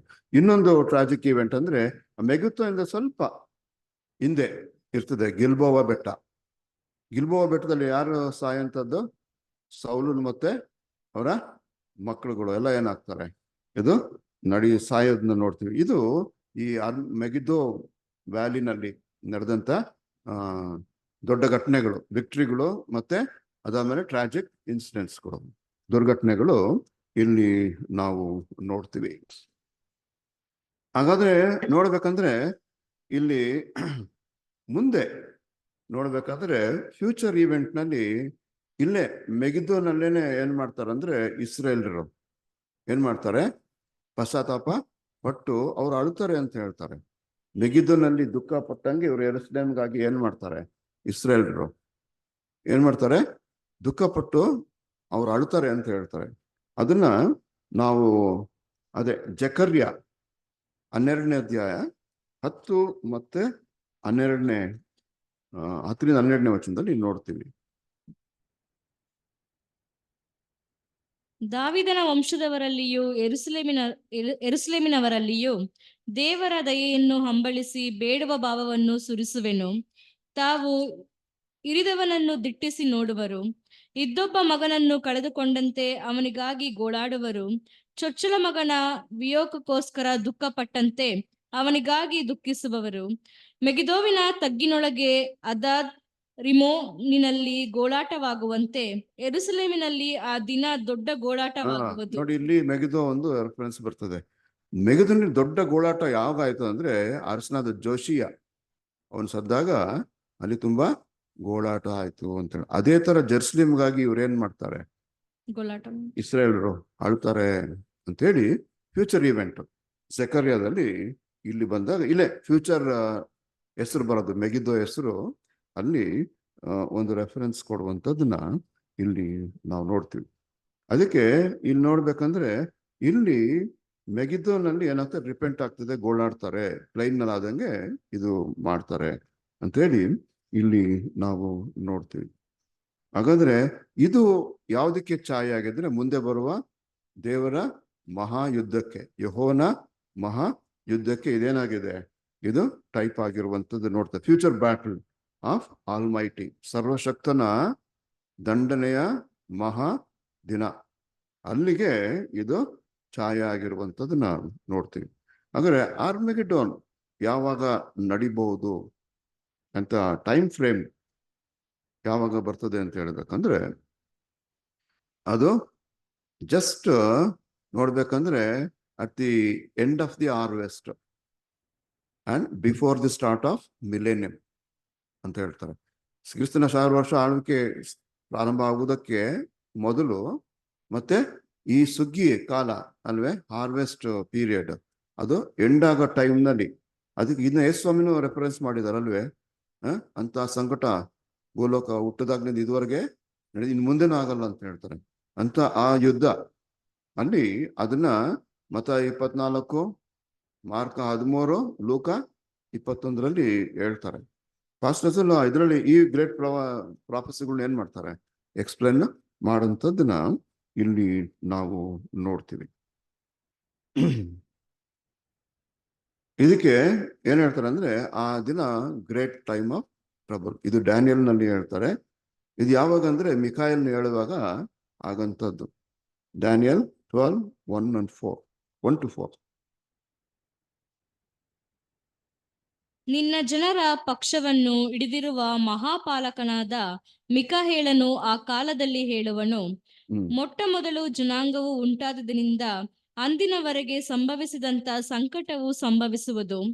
ಆಗ ನಿನ್ನ ಜನರೊಳಗೆ ಯಾರ ಹೆಸರುಗಳು ಜೀವಬಾಧ್ಯರ ಪಟ್ಟಿಯಲ್ಲಿ ಸಿಕ್ಕುವವೋ ಅವರೆಲ್ಲರೂ ರಕ್ಷಿಸಲ್ಪಡುವರು. ಹೌದು, ಇದು ಡ್ಯಾನಿಯಲ್ 4ಗುನು ಮತ್ತಾಯ 24ಗೆ ತುಂಬಾ ಹೋಲಿಕೆ ಇರುವಂತದನ್ನ ನಾವು ನೋಡ್ತೀವಿ. ಇಲ್ಲಿ ಯಾಕೆ ನಾವು ಪಾಸ್ಟರ್ದಲ್ಲಿ ಇದನ್ನ ಕೋಟ್ ಮಾಡ್ತಿದ್ದಾರೆ ಅಂದ್ರೆ, ನಿನ್ನ ಜನರ ದಾನಿಯಲ್ ಜನರ ಪಕ್ಷ ಹಿಡಿದಂತ ಮಿಕಾಯಲ್ ಮತ್ತೆ ಹೇಳ್ತಾರೆ ವಿಲ್ ರೈಸ್ ಅಪ್ ಅಂತ ಹೇಳಿದಾಗ ಯಾರಂದ್ರೆ ಇಸ್ರೇಲ್ ಪಕ್ಷ ಹಿಡಿದಂತ ಮಿಕಾಯಲ್. ಅದಕ್ಕೆ ರೆಫರೆನ್ಸ್ ಯಾರಿಗೆ ಬರ್ತದೆ? ನೇಷನ್ ಆಫ್ ಇಸ್ರೇಲ್, ಅಂದ್ರೆ to restore the nation of Israel. ಏನ್ ಮಾಡ್ತಾರೆ ಮಿಕಾಯಲ್ ಅಂತ ಹೇಳಿ, ಹೂ ಹ್ಯಾಸ್ ಗಾಡ್ ಅಂತ ಹೇಳ್ತಾರಲ್ಲ, ಯಾರಂದ್ರೆ ನಮ್ಮ ರಕ್ಷಕನಾದ ಯೇಸು ಕ್ರಿಸ್ತನು ಅಟ್ ಇಸ್ ಪ್ರೀ ಎಕ್ಸಿಸ್ಟೆನ್ಸ್ ಅಲ್ಲಿ ಇದ್ದಾಗ ಅವರ ಹೆಸರದು. ಆರ್ಕೇಂಜಲ್ ನಲ್ಲಿ ಏನಾಗ್ತಾರೆ, ಈಸ್ ಒನ್ ಆಫ್ ದಿ ಆರ್ಕೇಂಜಲ್, ಯೆಹೋವನ ದೂತನಾಗಿ ಅವರು ಏನ್ ಮಾಡ್ತಾರೆ ಅಂದ್ರೆ ಎದೊಳ್ತಾರೆ. ಯಾರು ಇಲ್ಲಿ ಯಾಕೆ ಇದನ್ನ ಕೋಟ್ ಮಾಡಿದ್ದಾರೆ ಅಂದ್ರೆ, ನಿನ್ನ ಜನರ ಪಕ್ಷವನ್ನು ಹಿಡ್ದಂತವ್ರು ಅಂದ್ರೆ ಇಸ್ರೇಲ್ ಜನರ ಪರವಾಗಿ ಅವ್ರು ಏನ್ ಮಾಡ್ತಾರೆ, ಅದು ಕಾರ್ಯನಿರ್ವಹಣೆ ಮಾಡ್ತಾರೆ. ಯೇಸು ಸ್ವಾಮಿ 2ನೇ ಬರವಣಿಗೆನಲ್ಲಿ ಅವ್ರದ್ದು 3-4 ಕಾರ್ಯ ಇದೆ ಅಲ್ವಾ. ಮೊದಲು ರೆಸ್ಟೋರೇಷನ್ ಆಫ್ ಇಸ್ರೇಲ್ ಅಲ್ವೇ, ಆಮೇಲೆ ಸಭೆನಲ್ಲಿ ಹಾರ್ವೆಸ್ಟ್ ವರ್ಕ್ ಮಾಡೋಂಥದ್ದು, ಲೋಕದಲ್ಲಿ ದೇವರ ಕೋಪವನ್ನು ಏನ್ ಮಾಡ್ತಾರೆ, ಅದು ಏನ್ ಮಾಡೋದು, ಜನಾಂಗಗಳ ಮೇಲೆ ಹೊಯ್ಯುವಂಥದ್ದು. ಈ ಕಾರ್ಯಗಳು 3 ಕೆಲಸಗಳನ್ನ ಏನ್ ಮಾಡ್ತಾರೆ ಇವರು ಮಾಡೋಂಥದ್ದನ್ನ ಇಲ್ಲಿ ನಾವು ನೋಡಿ. ಇದೆಲ್ಲ ನಮಗೆ ಮ್ಯಾಥ್ಯೂ 24ನಲ್ಲಿ ಇದನ್ನ ತಿರ್ಗಾ ಗ್ರೇಟ್ ಪ್ರಾಫೆಸಿಸ್ ಅಂತೇಳಿ ಪಾಸ್ಟರ್ಸ್ ಏನ್ ಮಾಡಿದ್ದಾರೆ, ಒಂದು ಚಾಪ್ಟರ್ ಅದನ್ನ ಹೇಳಿದ್ದಾರೆ. ಇದಕ್ಕೆ ಇಂಟ್ರೆಸ್ಟ್ ಇರೋರು ಆ ಸಬ್ಜೆಕ್ಟ್ಗಳನ್ನ ನೋಡಿದ್ರೆ ಇನ್ನೂ ಹೆಚ್ಚಾದ ಇನ್ಫಾರ್ಮೇಶನ್ಸ್ಗಳು ತಗೊಳ್ಬಹುದು ಅಂತೇಳಿ ಇಲ್ಲಿ ನೋಡ್ತೀವಿ. ಹಾಗಾದ್ರೆ ಈ ಒಂದು ಲಾಸ್ಟ್ ಬ್ಯಾಟಲ್ ನಲ್ಲಿ ಏನಾಗ್ತದೆ ಅಂದ್ರೆ, ಲೋಕದ ಸಮಸ್ತ ಜನಾಂಗಗಳು ಏನ್ ಮಾಡ್ತಾರೆ, ಇನ್ವಾಲ್ವ್ ಆಗ್ತಾರೆ. ಅದಕ್ಕೆ ಭೂರಾಜರನ್ನ ಏನ್ ಮಾಡ್ತಾರೆ, ಅರ್ಮೆಗೆದನ್ ಅಂತ ಎಲ್ ಮಾಡ್ತಾರೆ, ಅಲ್ಲಿ ಯುದ್ಧಕ್ಕೆ ಕೂಡಿಸ್ತಾರೆ ಅಂತ ಹೇಳ್ತಾರೆ.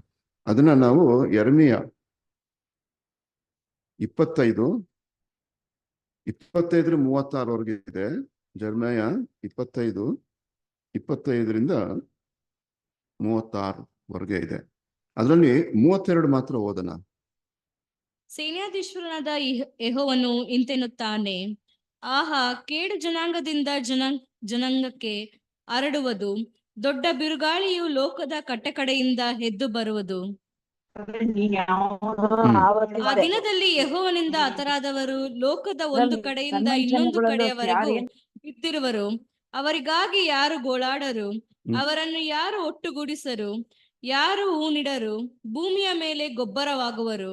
ಹೌದು, ಇದು ಕೇಡು ಜನಾಂಗಗಳಿಂದ ಏನಾಗ್ತದೆ ಅಂತ ಹೇಳ್ಬೇಕಂದ್ರೆ, ಜನಾಂಗಕ್ಕೆ ಹರಡ್ತದೆ. ದೊಡ್ಡ ಬಿರುಗಾಳಿ ಏನಾಗ್ತದೆ, ಲೋಕದ ಕಟ್ಟ ಕಡೆಯಿಂದ ಏನಾಗ್ತದೆ, ಇದು ಹೇಳ್ತಾರಲ್ವೇ. ಇದು ಎಲ್ಲಿ ನಮಗೆ ಇನ್ನೊಂದು ಕಡೆ ನೋಡ್ತೀವಿ, ಪ್ರಕಟಣೆ 5ರಲ್ಲಲ್ವೇ 4 ಮಂದಿ ದೇವದೂತರು ಏನ್ ಮಾಡ್ತಾರೆ, 4 ದಿಕ್ಕಿನ ಗಾಳಿಗಳನ್ನ ಏನ್ ಮಾಡ್ತಾರೆ, ತಡೆದಿರು ಅಂತೇಳಿ ಇದಕ್ಕೆ ಹೋಲಿಕೆ ಇರುವಂಥದ್ದನ್ನ ಇಲ್ಲಿ ನಾವು ನೋಡ್ತೀವಿ. ಯೆಹೋವನಿಂದ ಹತರಾದವರು ಭೂಲೋಕದಲ್ಲಿ ಎಲ್ಲ ಇರ್ತಾರೆ. ಎಲ್ಲ ಸಮಸ್ತ ಜನಾಂಗಗಳು ಇದರಲ್ಲಿ ಇನ್ವಾಲ್ವ್ ಆಗ್ತಾರೆ ಅಂತ ಹೇಳಿ ಇಲ್ಲಿ ನಾವು ನೋಡ್ತೀವಿ. ಇದನ್ನ ನಾವು ಸುಮ್ನೆ 25 ಓದ್ಬೋದಲ್ಲ. ಎಲಾಮಿನ ಎಲ್ಲ ಅರಸರು, ಮೇದ್ಯರ ಎಲ್ಲ ಅರಸರು, ದೂರವೇನು ಸಮೀಪವೇನು ಅಂತೂ ಉತ್ತರ ದೇಶದ ಎಲ್ಲ ಅರಸರು, ಭೂಲೋಕದಲ್ಲಿರುವ ಸಕಲ ರಾಜ್ಯಗಳವರು, ಇವರೆಲ್ಲರಿಗೂ ಕೂಡಿಸು. ಎಲ್ಲ ಇದು ಏನಂದ್ರೆ ಯಾಕೆ ಹೇಳಿದ್ರೆ, ಎಲ್ಲರೂ ಇನ್ವಾಲ್ವ್ ಆಗ್ತಾರೆ ಅಂತ ಹೇಳ್ತಾರೆ. ಇದರಲ್ಲಿ ಸಕಲ ರಾಜರುಗಳನ್ನ ಇನ್ವಾಲ್ವ್ ಆಗ್ತಾರೆ. ಇದು ಬ್ಯಾಟಲ್ ಆಫ್ ದಿ ಆರ್ಮೆಗೆಡೋನ್ ಅಂತ ಹೇಳಿ ಅಲ್ಲಿ ನಾವು ನೋಡ್ತೀವಿ. ಇದಕ್ಕೆ ಇನ್ನೊಂದು ಹೆಸರು ಏನ್ ಹೇಳ್ತಾರೆ ಅಂದ್ರೆ, battle of the great day, ಮಹಾ ಸಂಹಾರದ ದಿನ ಅದು ಅಂತೇಳಿ ಜೆಫನ್ಯ 3:8 ನಾವು ನೋಡ್ತೀವಿ.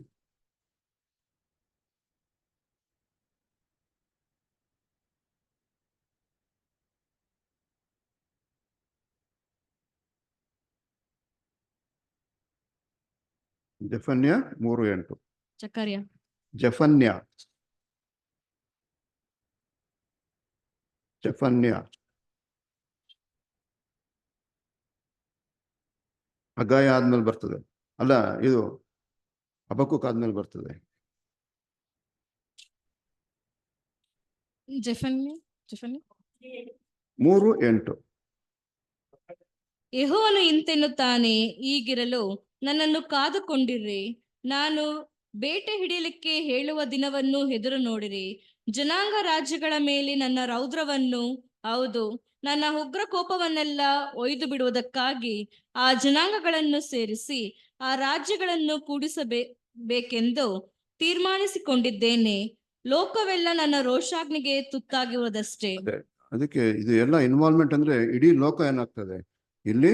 ನಾನು ಎಲ್ಲ ಜನಾಂಗಗಳ ಮೇಲೆ ನಾನೇನ್ ಮಾಡ್ತೇನೆ, ಉಗ್ರ ಕೋಪವನ್ನು ನಾನು ಮೈ ಫಿಯರಿ ಆಂಗರ್ ಅಂತ ಹೇಳ್ತಾರೆ, ರಾತ್ ಅಂತ ಹೇಳ್ತಾರೆ, ನಾನು ಹೊಯ್ಬೇಕಂತ ಇದ್ದೀನಿ. ಯಾಕೆ ದೇವರು ಈ ರೀತಿ ಮಾಡ್ತಾ ಇದ್ದಾರೆ ಅಂತ ಹೇಳಿದ್ರೆ, ರೀಸನ್ ಏನಂದ್ರೆ ಸಕಲ ದುಷ್ಟತನಗಳು, ಅಹಂಕಾರಿಗಳು ಅವ್ರ ಮೇಲೆ ಇದು ಏನಾಗ್ತದೆ, ಈ ದಿನ ಸಂಭವಿಸ್ತದೆ. ಬೇಕಾದ್ರೆ ಯೆಶಾಯ 13:4 ಈ ಮಾತು ಬರ್ತದೆ.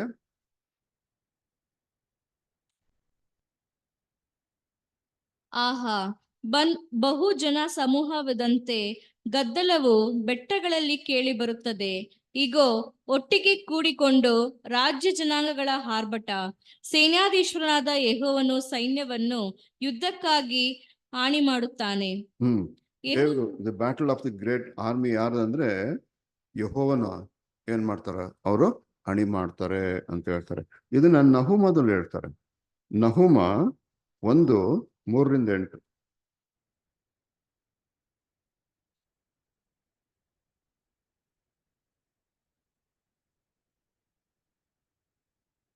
ಪೇಜ್ ನಂಬರ್ ಹೇಳಿ ಸಿಸ್ಟರ್ಗೆ.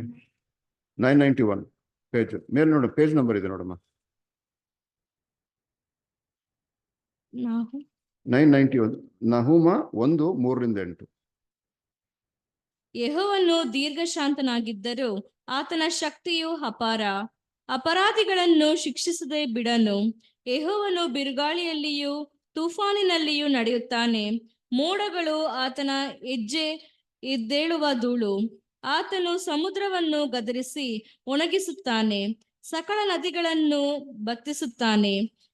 ಬಾಷಾನು ಕರ್ಮೋಳು ಕಂದುತ್ತವೆ, ಲೆಬನೋನಿನ ಚಿಗುರು ಬಾಡುತ್ತದೆ. ಆತನ ಮುಂದೆ ಬೆಟ್ಟಗಳು ಅದರುತ್ತವೆ, ಗುಡ್ಡಗಳು ಕರಗುತ್ತವೆ. ಆತನ ದರ್ಶನಕ್ಕೆ ಭೂಮಿಯು ಕಂಪಿಸುತ್ತದೆ. ಹೌದು, ಲೋಕ ನಿವಾಸಿಗಳೆಲ್ಲವೂ ತಲ್ಲಣಿಸುತ್ತವೆ. ಆತನ ಸಿಟ್ಟಿಗೆ ಯಾರು ತಡೆದಾರು? ಆತನ ರೋಷಾಗ್ನಿಗೆ ಯಾರು ನಿಂತಾರು? ಆತನ ರೌದ್ರವು ಜ್ವಾಲಾ ಪ್ರವಾಹದಂತೆ ಹರಿಯುತ್ತದೆ. ಬಂಡೆಗಳು ಆತನಿಂದ ಕೆಡವಲ್ಪಟ್ಟಿವೆ.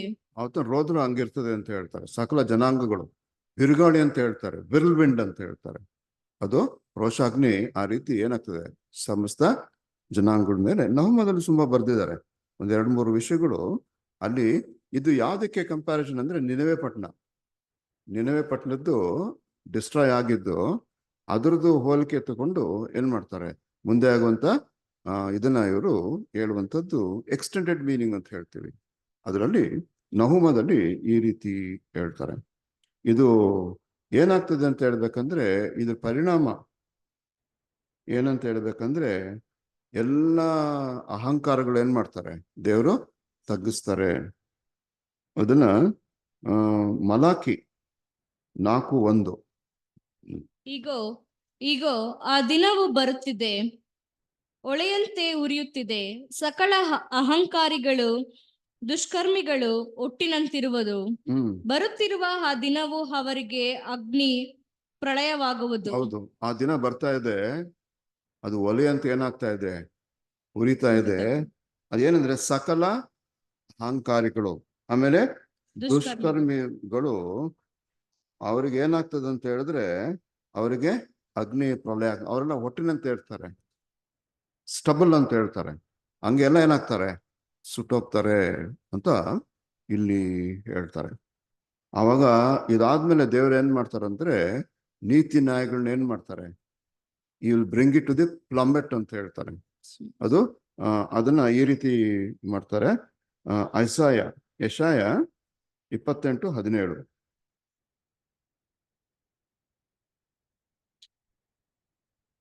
ನಾನು ನ್ಯಾಯವನ್ನು ನೂಲಿನಾಗಿಯೂ ಧರ್ಮವನ್ನು ಮಟ್ಟಗೋಳನ್ನಾಗಿಯೂ ಮಾಡುವೆನು.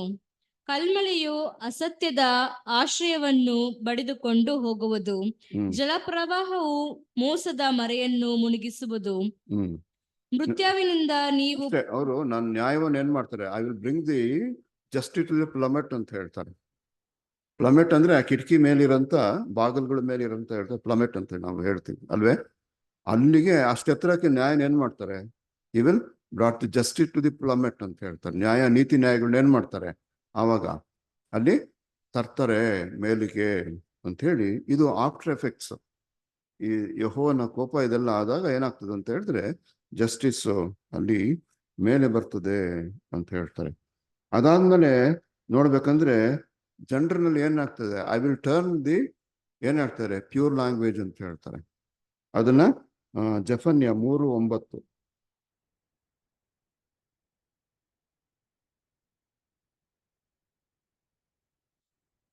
3:9.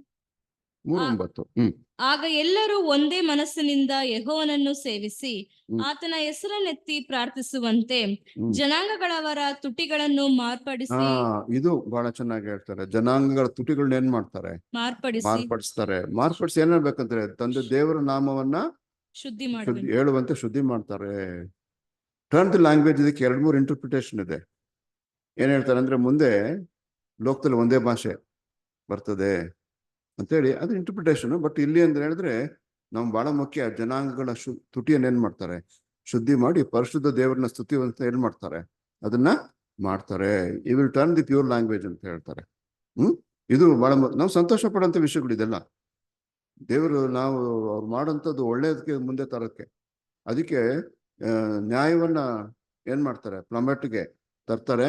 ಅದಾದ್ಮೇಲಿಂದ ಜನರದ್ದು ತುಟಿಗಳನ್ನ ಮಾರ್ಪಡಿಸ್ತಾರೆ. ಅವ್ರ ತುಟಿ ಅಶುದ್ಧತೆಯನ್ನು ತೆಗೆದ್ಬಿಟ್ಟು ಯೆಹೋವನನ್ನ ಸ್ತುತಿಸುವಂತೆ ಕೊಂಡಾಡುವಂತೆ ಅದನ್ನ ಮಾಡ್ತಾರೆ ಅಂತೇಳಿ. ಈ ದಿಕ್ಕಿನಲ್ಲಿ ತುಂಬಾ ನಿಮ್ಗೆ ಇಂಟ್ರೆಸ್ಟಿಂಗ್ ಅಂದ್ರೆ ತುಂಬಾ ಏನ್ ಮಾಡ್ತಿದ್ದಾರೆ, ಲ್ಯಾಂಗ್ವೇಜ್ಗಳು ಕಂಡುಹಿಡಿತಾ ಇದ್ದಾರೆ ಈಗ ತುಂಬಾ. ಅದರಲ್ಲಿ ಎಷ್ಕೋಲ ಅನ್ನೋದು ಒಂದು ಲ್ಯಾಂಗ್ವೇಜ್. ಅವ್ರು ಏನ್ ಹೇಳ್ತಾರೆ ಅದನ್ನೆಲ್ಲ ಡಿಸೈನ್ ಮಾಡಿದ್ದಾರೆ. ಅದೇ ಮುಂದೆ ಏನಾಗ್ತದೆ, ಭೂಲೋಕದಲ್ಲಿ ಒಂದೇ ಲ್ಯಾಂಗ್ವೇಜ್ ಆಗ್ತದೆ ಅಂತ ಹೇಳ್ತಾರೆ. ಕೆಲವರು ಹೇಳ್ತಾರೆ ಹೀಬ್ರೂ ಏನಾಗ್ತದೆ ಅದು ಬರ್ಬಹುದು ಅಂತೇಳಿ. ಇದ್ರ ಮೇಲೆ ನೀವು ಇದು ಎನ್ಸೈಕ್ಲೋಪೀಡಿಯಲ್ಲಿ ನೋಡಿದ್ರೆ ತುಂಬಾ ಚೆನ್ನಾಗಿರ್ತದೆ. ಒಂದೇ ಅದಕ್ಕೆ ತುಂಬಾ ಆಲ್ಫಾಬೆಟ್ಸ್ಗಳೆಲ್ಲ ಇದು ಮಾಡಿದ್ದಾರೆ. ಎಲ್ಲಾ ದೇಶದ್ದು ಲ್ಯಾಂಗ್ವೇಜ್ಗಳನ್ನ ಏನ್ ಮಾಡಿದ್ದಾರೆ ಇನ್ಕ್ಲೂಡ್ ಮಾಡಿ ಎಷ್ಕೋಲ ಅಂತ ಏನೋ ಒಂದು ಇತ್ತು. ಆತರ ಇದು ಬೇರೆ ತರ ಇಂಟರ್ಪ್ರಿಟೇಷನ್ ಕೊಡ್ತಾರೆ. ಆದ್ರೆ ನಮಗ್ ಬೇಕಾದ್ದು ಅವ್ರು ಶುದ್ಧಿ ಮಾಡ್ತಾರಂತೆ, ಅವರು ದೇವ್ರನ್ನ ಸ್ತುತಿಸ್ತಾರೆ. ಅದೇ ಬಹಳ ಅಲ್ಲ, ಎಲ್ಲಾ ಜನಾಂಗ ತುಟಿಗಳು ಏನ್ ಮಾಡ್ತದೆ, ಅಶುದ್ಧತೆ ಹೋಗಿ ತಂದೆ ದೇವ್ರನ್ನ ಸ್ತುತಿಸ್ತಾರೆ ಅಂತ ಹೇಳಿ ಇಲ್ಲಿ ನೋಡ್ತೀವಿ. ಅಂದ್ರೆ ದೇವರು ಮಾಡುವಂತ ಪ್ರತಿಯೊಂದು ಕಾರ್ಯದಲ್ಲಿ ಯಾವತ್ತೂ ಮುನ್ನೆಚ್ಚರಿಕೆ ಕ್ರಮ ಕೊಟ್ಟು there will be way of escape. ಇದರಿಂದ ಹೆಂಗೆ ತಪ್ಪಿಸ್ಕೊಳ್ಬೇಕು ಅನ್ನೋದು ಜನಾಂಗಗಳಿಗೆ ಅವ್ರು ಹೇಳುವಂಥದ್ದನ್ನ ನೋಡ್ತೀವಿ. ಅದನ್ನ ಜೋಯಲ್ ನಲ್ಲಿ ನಾವು ನೋಡ್ತೀವಿ. ಯೋವೇಲ 2:12. ಯೆಹೋವನು ಇಂತೆನ್ನುತ್ತಾನೆ, ಈಗಲಾದರೂ ನೀವು ಮನಪೂರ್ವಕವಾಗಿ ನನ್ನ ಕಡೆಗೆ ತಿರುಗಿಕೊಂಡು ಉಪವಾಸ ಮಾಡಿರಿ, ಅಳಿರಿ, ಗೋಳಾಡಿರಿ. ನಿಮ್ಮ ಬಟ್ಟೆಗಳನ್ನೆಲ್ಲ ನಿಮ್ಮ ಹೃದಯಗಳನ್ನು ಅರಿದುಕೊಂಡು ನಿಮ್ಮ ದೇವರಾದ ಯೆಹೋವನ ಕಡೆಗೆ ತಿರುಗಿಕೊಳ್ಳಿರಿ. ನೋಡಿ, ನಿಮ್ಮ ಏನ್ ಮಾಡ್ಬೇಕು, ಬಟ್ಟೆಗಳನ್ನೆಲ್ಲ ಮನಸ್ಸನ್ನ ಏನ್ ಮಾಡಿ, ರೆಂಟ್ ಯುವರ್ ಹಾರ್ಟ್ ಅಂತ ಹೇಳ್ತಾರೆ. ಅಂದ್ರೆ ಪಶ್ಚಾತ್ತಾಪ ಪಟ್ಟು ನಿಮ್ಮ ಇದನ್ನ ಬಿಟ್ಟು ದೇವ್ರ ಕಡೆ ಏನ್ ಮಾಡಿ ತಿರ್ಕೊಳ್ಳಿ. ಅವಾಗ ಏನ್ ಮಾಡ್ತಾರೆ ಅಂದ್ರೆ ಇದು ಯೆಹೋವನು ಮರುಗಿ ಮಾಡಬೇಕಂತ ಕೇಡಿಗೆ ಏನ್ ಮಾಡ್ತಾರೆ ನೋಡ್ರಿ, ಮುಂದೆ ಓದಿ.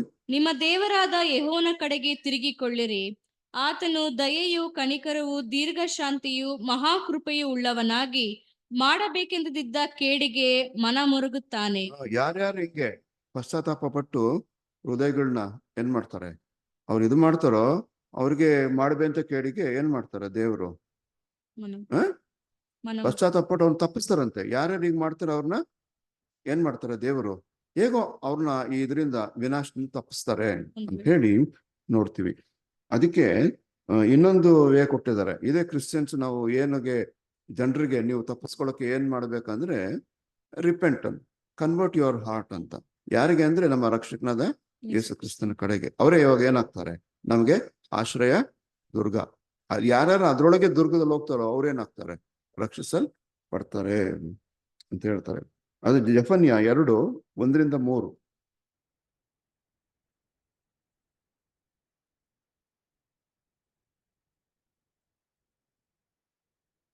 ಜೆಫನ್ಯ 2:1-3. ಜೆಫನ್ಯ 2:1-3. ನಾಚಿಕೆಯ ಗೇಡಿಯ ಜನಾಂಗದವರೇ, ಹ್ಮ್ ತೀರ್ಪು ಫಲಿಸುವವರೊಳಗೆ ಯೆಹೋವನು ಉಗ್ರಕೋಪವು ನಿಮ್ಮ ಮೇಲೆ ಬರುವುದಕ್ಕೆ ಮುಂಚೆ, ಯೆಹೋವನ ಸಿಟ್ಟಿನ ದಿನವು ನಿಮ್ಮನ್ನು ಮುಟ್ಟುವುದಕ್ಕೆ ಮೊದಲು ಸೇರಿ ಬನ್ನಿರಿ, ಕೂಡಿಕೊಳ್ಳಿರಿ. ಕಾಲವು ಒಟ್ಟಿನಂತೆ ಹಾರಿ ಹೋಗುತ್ತದಲ್ಲ. ಯೆಹೋವನ ನಿಯಮವನ್ನು ಕೈಕೊಂಡು ಲೋಕದ ದೀನರೇ, ನೀವೆಲ್ಲರೂ ಯೆಹೋವನನ್ನು ಆಶ್ರಯಿಸಿರಿ, ಸಧರ್ಮವನ್ನು ಅಭ್ಯಾಸಿಸಿರಿ, ದೈನ್ಯವನ್ನು ಹೊಂದಿಕೊಳ್ಳಿರಿ. ಯೆಹೋವನ ಸಿಟ್ಟಿನ ದಿನದಲ್ಲಿ ಒಂದು ವೇಳೆ ಮರೆಯಾಗುವಿರಿ. ಹೌದು, ಅದಕ್ಕೆ ಜನಾಂಗಗಳು ಏನ್ ಹೇಳ್ತಾರೆ ಅಂತ ಹೇಳಿ, ನಾಚಿಕೆಯ ಜನಾಂಗದವ್ರ ಏನ್ ಮಾಡ್ಬೇಕಂತೆ, ಉಗ್ರ ಕೋಪ ಬರದೊಳಗ್ ಮುಖ್ಯ ನೀವೇನ್ ಮಾಡ್ಬೇಕಂದ್ರೆ ತಿರುಗಿಕೊಳ್ರಿ ಅಂತ ಹೇಳ್ತಾರೆ ಅಲ್ವೇ. ನೀವೆಲ್ಲರೂ ಯೆಹೋವನನ್ನು ಆಶ್ರಯಿಸಿಕೊಳ್ರಿ, ಸದ್ಧರ್ಮವನ್ನ ಅಭ್ಯಾಸ ಮಾಡ್ರಿ, ಆಮೇಲೆ ದೈನ್ಯವನ್ನು ಹೊಂದಿಕೊಳ್ರಿ ಅಂತ ಹೇಳ್ತಾರೆ. ಒಂದು ವೇಳೆ ಯೆಹೋವನ ಸಿಟ್ಟಿನ ದಿನದಲ್ಲಿ ಏನಾಗ್ತಾರೆ ನೀವು ಮರೆಯಾಗುವಿರಿ. ಇದೇ ಗಾಸ್ಪಲ್ ಆಫ್ ಪೀಸ್. ನೀವ್ ಹಿಂಗ್ ಮಾಡಿದ್ರೆ ಏನಾಗ್ಬೇಕು, ಅದಕ್ಕೆ ಯೇಸು ಕ್ರಿಸ್ತನ ಅಲ್ವೇ ಮುಂದೆ ಬರುವ ದೇವ ಕೋಪದಿಂದ ಏನ್ ಮಾಡ್ತಾರೆ, ತಪ್ಪಿಸುವಾತನು. ರೋಮ 5 ಹೇಳ್ತಾರಲ್ವೇ, ಯೇಸು ಕ್ರಿಸ್ತನ ಮುಖಾಂತರ ನಮ್ಗೇನಾಗ್ತದೆ, ಮುಂದೆ ಬರುವ ದೇವ ಕೋಪದಿಂದ ತಪ್ಪಿಸೋನು. ಅದಕ್ಕೆ ಥೆಸಲೋನಿಕದಲ್ಲಿ ಹೇಳ್ತಾರಲ್ವೇ 1:10 ಅಲ್ವೇ, ಅವರು ಯೇಸು ಸ್ವಾಮಿನೇ ದೇವ ಕೋಪದಿಂದ ನಮ್ಮನ್ನ ತಪ್ಪಿಸುವಾತನು ಅಂತ ಹೇಳಿ. ಇದು ದೇವರು ಯಾವತ್ತೂ ಒಂದು ಕಾರ್ಯ ಮಾಡೋಕೆ ಮುಂಚೆ ಏನ್ ಮಾಡ್ತಾರೆ, ವಾರ್ನ್ ಮಾಡ್ತಾರೆ. ನೀವು ತಿರ್ಕೊಂಡ್ರೆ ಏನಾಗ್ತದೆ. ನಾನು ಸೊಲೊಮೋನಿಗೆ ಅವನು ದೇವಾಲಯದಲ್ಲಿ ಏನ್ ಮಾಡ್ಬಿಡ್ತಾರೆ, ನಕ್ಷತ್ರ ದೇವತೆಗಳಿಗೆ ಒಂದು ಆಲ್ಟರ್ ಕಟ್ಟಿಬಿಡ್ತಾರೆ ಅಲ್ವೇ. ಅವ್ರು ಕಟ್ಸಿದ ಅಂತ ಭವ್ಯವಾದ ದೇವಾಲಯ, ಅದ್ರಲ್ಲೇ ಏನ್ ಮಾಡ್ಬಿಡ್ತಾರೆ, ನಕ್ಷತ್ರ ದೇವತೆಗಳಿಗೆ ಏನ್ ಮಾಡ್ತಾರೆ, ಆಲ್ಟರ್ನ ಕಟ್ಟಿಬಿಡ್ತಾರೆ ಅಲ್ವೇ. ಆಗ ಏನ್ ಹೇಳ್ತದೆ ಅಂದ್ರೆ, ದೇವರು ಪರ್ಸನಲಿ ಕಾಣಿಸ್ಕೊಂಡ್ರಂತೆ ಸೊಲೊಮೋನ್ಗೆ. ಕಾಣಿಸ್ಕೊಂಡು ಹಿಂಗ್ ಮಾಡ್ಬೇಕಂತ 2 ಸರಿ ಹೇಳಿದ್ರಂತೆ ಅವ್ರಿಗೆ. ಅದು ದೇವ್ರದ್ದು ಎಲ್ಲ ಕಾಡಕ್ ಮುಂಚೆ ಏನ್ ಮಾಡ್ತಾರೆ ಅವರು ವಾರ್ನ್ ಮಾಡೋಂಥದ್ದು ನೋಡ್ತೀವಿ. ಇದು ನಮ್ಗೆ ಆಶ್ಚರ್ಯ. ಸೊಲೊಮೋನ್ಗೆ 2 ಸತಿ ಪರ್ಸನಲಿ ಕಾಣಿಸ್ಕೊಂಡು ವಾರ್ನ್ ಮಾಡ್ತಾರೆ ಅವರು. ಆದ್ರೂ ಅವ್ರು ಏನ್ ಮಾಡ್ತಾರೆ, ತಮ್ಮ ಇದನ್ನ ಮೇಲೆ, ಯಾಕಂದ್ರೆ ಅವ್ರು ಮಾಡ್ಕೊಂಡಿದ್ದು ಏನಂದ್ರೆ 300 ಜನ ಹೆಂಡ್ತಿದಿರು, 700 ಜನ ಉಪಪತ್ನಿಯರು. ಅವರು ಒಂದ್ ದೊಡ್ಡ ಯೂನಿವರ್ಸಿಟಿ ಹಾಸ್ಟೆಲ್ ತರ ಇರ್ಬೇಕದು. ಅವ್ರದ್ದು ಹಾರೆಮ್ ಅಂತ ಹೇಳ್ತಾರೆ, ಆ ರಾಣಿದಿರದು ಮನೆಗಳು ಹೆಂಗಿರ್ಬೇಕು ನೋಡಿ. ಈ ಟಾಟಾ ಇದೆಯಲ್ಲ, ಅದು 1000 ರೂಮ್ಸ್ ಎಲ್ಲ ಇದೆಯಲ್ಲ, ಹಂಗಿರ್ಬೇಕು ಅದು, ಆ ಹಾರೆಮ್ ಅಂತ ಹೇಳಿ. ಅವರು ಮನ್ಸು ಕೆಡ್ಸಿದ್ದು ಸೊಲೊಮೋನ್ಗೆ. ಅದಕ್ಕೆ ಮೋಶೆ ಧರ್ಮಶಾಸ್ತ್ರ ಹೇಳ್ತಾರೆ, ಅನ್ಯ ಜನ ನೀವು ಬಹಳ ಪತ್ನಿಯರು ಮಾಡ್ಕೊಳ್ಬಾರ್ದು, ಅದು ಆಚೆ ಕಡೆಯವ್ರು ಮಾಡ್ಕೋಬಾರ್ದು. ಮಾಡ್ಕೊಂಡ್ರೆ ನಿಮ್ಗೆ ಏನ್ ಮಾಡ್ತಾರೆ, ಮನ್ಸು ಕೆಡ್ಸಿ ವಿಗ್ರಹ ಆರಾಧನೆಗೆ ಏನ್ ಮಾಡ್ತಾರೆ, ಹೇಳ್ತಾರೆ ಅಂತ. ಅವ್ರ ದೇವರು ಮುಂದೆನೆ ಅವ್ರಿಗೆ ತೋರಿಸ್ತಾರೆ ಅಲ್ಲ ಸೊಲೊಮೋನ್ಗೆ. ಆಕಾಶದಿಂದ ಏನಾಗ್ತದೆ, ಅವ್ರದ್ದು ಯಜ್ಞಾಮಕ್ಕೆ ಬೆಂಕಿ ಬಿದ್ದು ಅಂಗೀಕಾರ ಮಾಡ್ತಾರೆ ದೇವರು. ಮತ್ತೆ ಆ ದಿನ ಯಾರು ಯಾಜಕರು ಒಳಗೋಗಲ್ಲ. ದೇವ್ರ ಮಹಿಮೆ ಏನಾಗ್ತದೆ ಆಲಯದಲ್ಲಿ ಫುಲ್ ಇರ್ತದೆ. ಅಂಥವ್ರು ನೋಡಿ ನಮ್ಗೆ ಅರ್ಥನೇ ಆಗಲ್ಲ. ಸ್ವಲ್ಪ ದಿನ ಆದ್ಮೇಲೆ ಏನ್ ಮಾಡ್ತಾರೆ, ಅಲ್ಲೇ ಒಂದು ಪಕ್ಕದಲ್ಲಿ ಆಲ್ಟರ್ನ ಕಟ್ಟಿಸ್ಬಿಡ್ತಾರೆ. ಇದು ಯಾಕಂದ್ರೆ ದೇವ್ರ ಕರುಣೆ, ಆತನ ದಯೆಯು ಕರುಣೆಯು ದೀರ್ಘಶಾಂತಿಯು ಮಹಾ ಕೃಪೆಯು ಉಳ್ಳಾತನು. ಏನ್ ಹೇಳ್ತಾರೆ, ಪಾಪಗಳನ್ನ ಕ್ಷಮಿಸುವಾತನು ಆದ್ರೆ ಶಿಕ್ಷತೆ ಬಿಡೋದನ್ನು. ಮೊನ್ನೆ ಬ್ರದರ್ ಮಾತಾಡಿದ್ರಲ್ಲ, ಅದು ಬಹಳ ಬ್ಯೂಟಿಫುಲ್ ಸಬ್ಜೆಕ್ಟ್ಗಳು ದೇವ್ರದ್ದು. ಹೀಗೆ ನೋಡ್ಬೇಕಂದ್ರೆ ಈ ಒಂದು ಇದರಲ್ಲಿ ಮಹಾಸಂಹಾರದಲ್ಲಿ ದೇವರು ಯಾರ್ಯಾರು ಪಶ್ಚಾತ್ತಾಪ ಪಡ್ತಾರೆ ಅವ್ರಿಗೆ ಏನ್ ಮಾಡ್ತಾರೆ, ಕ್ಷಮಿಸ್ಬಿಟ್ಟು ಅವ್ರಿಗೆ ಹೆಂಗೋ ಒಂದು ರಕ್ಷಣೆ ಅವರು ಕೊಡ್ತಾರೆ ಅಂತ ಹೇಳಿ ಇಲ್ಲಿ ನಾವು ನೋಡ್ತೀವಿ. ಇಲ್ಲಿ ಯೆಹೋವನ ಆ ಒಂದು ಗ್ರೇಟ್ ಆರ್ಮಿ ವಿಷಯದಲ್ಲಿ ಹಗ್ಗಾಯ 2:22 ನೋಡ್ತೀವಿ.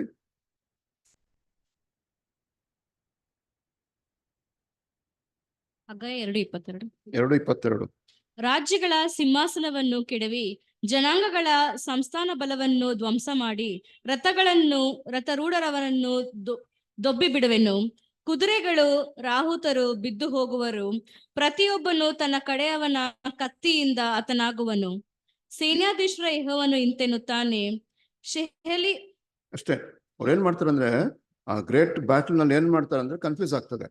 ಅವ್ರವ್ರಿಗೆ ಕನ್ಫ್ಯೂಸ್ ಆಗಿ ಅವ್ರವ್ರು ಏನ್ ಮಾಡ್ತಾರೆ ಅಲ್ಲಿ ಹೊಡ್ಕೊಡುವಂಥದ್ದು. ಇದು ಲಾರ್ಡ್ಸ್ ಗ್ರೇಟ್ ಆರ್ಮಿ ಮಾಡುವಾಗ ಅವರು ಅಂತ ಕೆಲಸ ಮಾಡಿದಾಗ ಕನ್ಫ್ಯೂಸ್ ಮಾಡಿ ಇಷ್ಟಲ್ಲಿ ಹಿಸ್ಟ್ರಿನ ಹೆಂಗಿರ್ತದಲ್ವೇ, ಅವ್ರು ಏನ್ ಮಾಡ್ತಾರೆ ದೊಡ್ಡ ಯುದ್ಧಗಳನ್ನ ಅವ್ರವರೇ ಕನ್ಫ್ಯೂಸ್ ಆಗಿ ಅವ್ರವ್ರನ್ನೇ ಹೊಡೆದಾಕೊಳ್ಳುವಂಥದ್ದನ್ನ ಇಲ್ಲಿ ನೋಡ್ತೀವಿ. ಯೋವೇಲ 2:2-11 ಒಂದು ಮಾತಿದೆ. ಇದು ಯೆಹೋವನ ಸೈನ್ಯ ಹೆಂಗೆ ಬರ್ತದೆ ಅಂತ ಹೇಳಿ ಟೆರಿಬಲ್ ಸೀನ್ ನ ಇಲ್ಲಿ ಹೇಳ್ತಾರೆ. ಜೋವೆಲ್ 2:2. 2:2-11. ಅದು ಕತ್ತಲಿನ ಮೊಬ್ಬಿನ ದಿನ, ಕಾರ್ಮುಗಿಲ ಕಗ್ಗತ್ತಿನ ದಿನ, ಉದಯವು ಬೆಟ್ಟಗಳ ಮೇಲೆ ಹರಡಿಕೊಳ್ಳುವ ಹಾಗೆ. ಇಗೋ, ಪ್ರಬಲವಾದ ದೊಡ್ಡ ದಂಡು, ಇಂಥದು ಹಿಂದೆಂದೂ ಬಂದಿಲ್ಲ, ಇನ್ನು ಮುಂದೆ ತಲಾಂತರಗಳ ಬಹು ವರ್ಷಗಳಲ್ಲಿಯೂ ಬರುವುದಿಲ್ಲ. ಅದರ ಮುಂಗಡೆ ಬೆಂಕಿಯು ನುಂಗಿಕೊಂಡು ಬರುತ್ತದೆ, ಹಿಂಗಡೆ ಜ್ವಾಲೆಯು ದಗದಗಿಸುತ್ತದೆ. ಅದು ಬರುವುದಕ್ಕಿಂತ ಮುಂಚೆ ದೇಶವು ಏದೆನ್ ಉದ್ಯಾನದಂತೆ ಕಂಗೊಳಿಸುತ್ತದೆ. ದಾಟಿ ಹೋದ ಮೇಲೆ ಬೆಗ್ಗಾಡಾಗಿದೆ, ಅದಕ್ಕೆ ಯಾವುದು ತಪ್ಪಿಸಿಕೊಳ್ಳಲಾರದು. ಆ ದಂಡಾಳುಗಳು ರೂಪವು ಕುದುರೆಗಳ ರೂಪದಂತೆ ಕಾಣಿಸುತ್ತದೆ.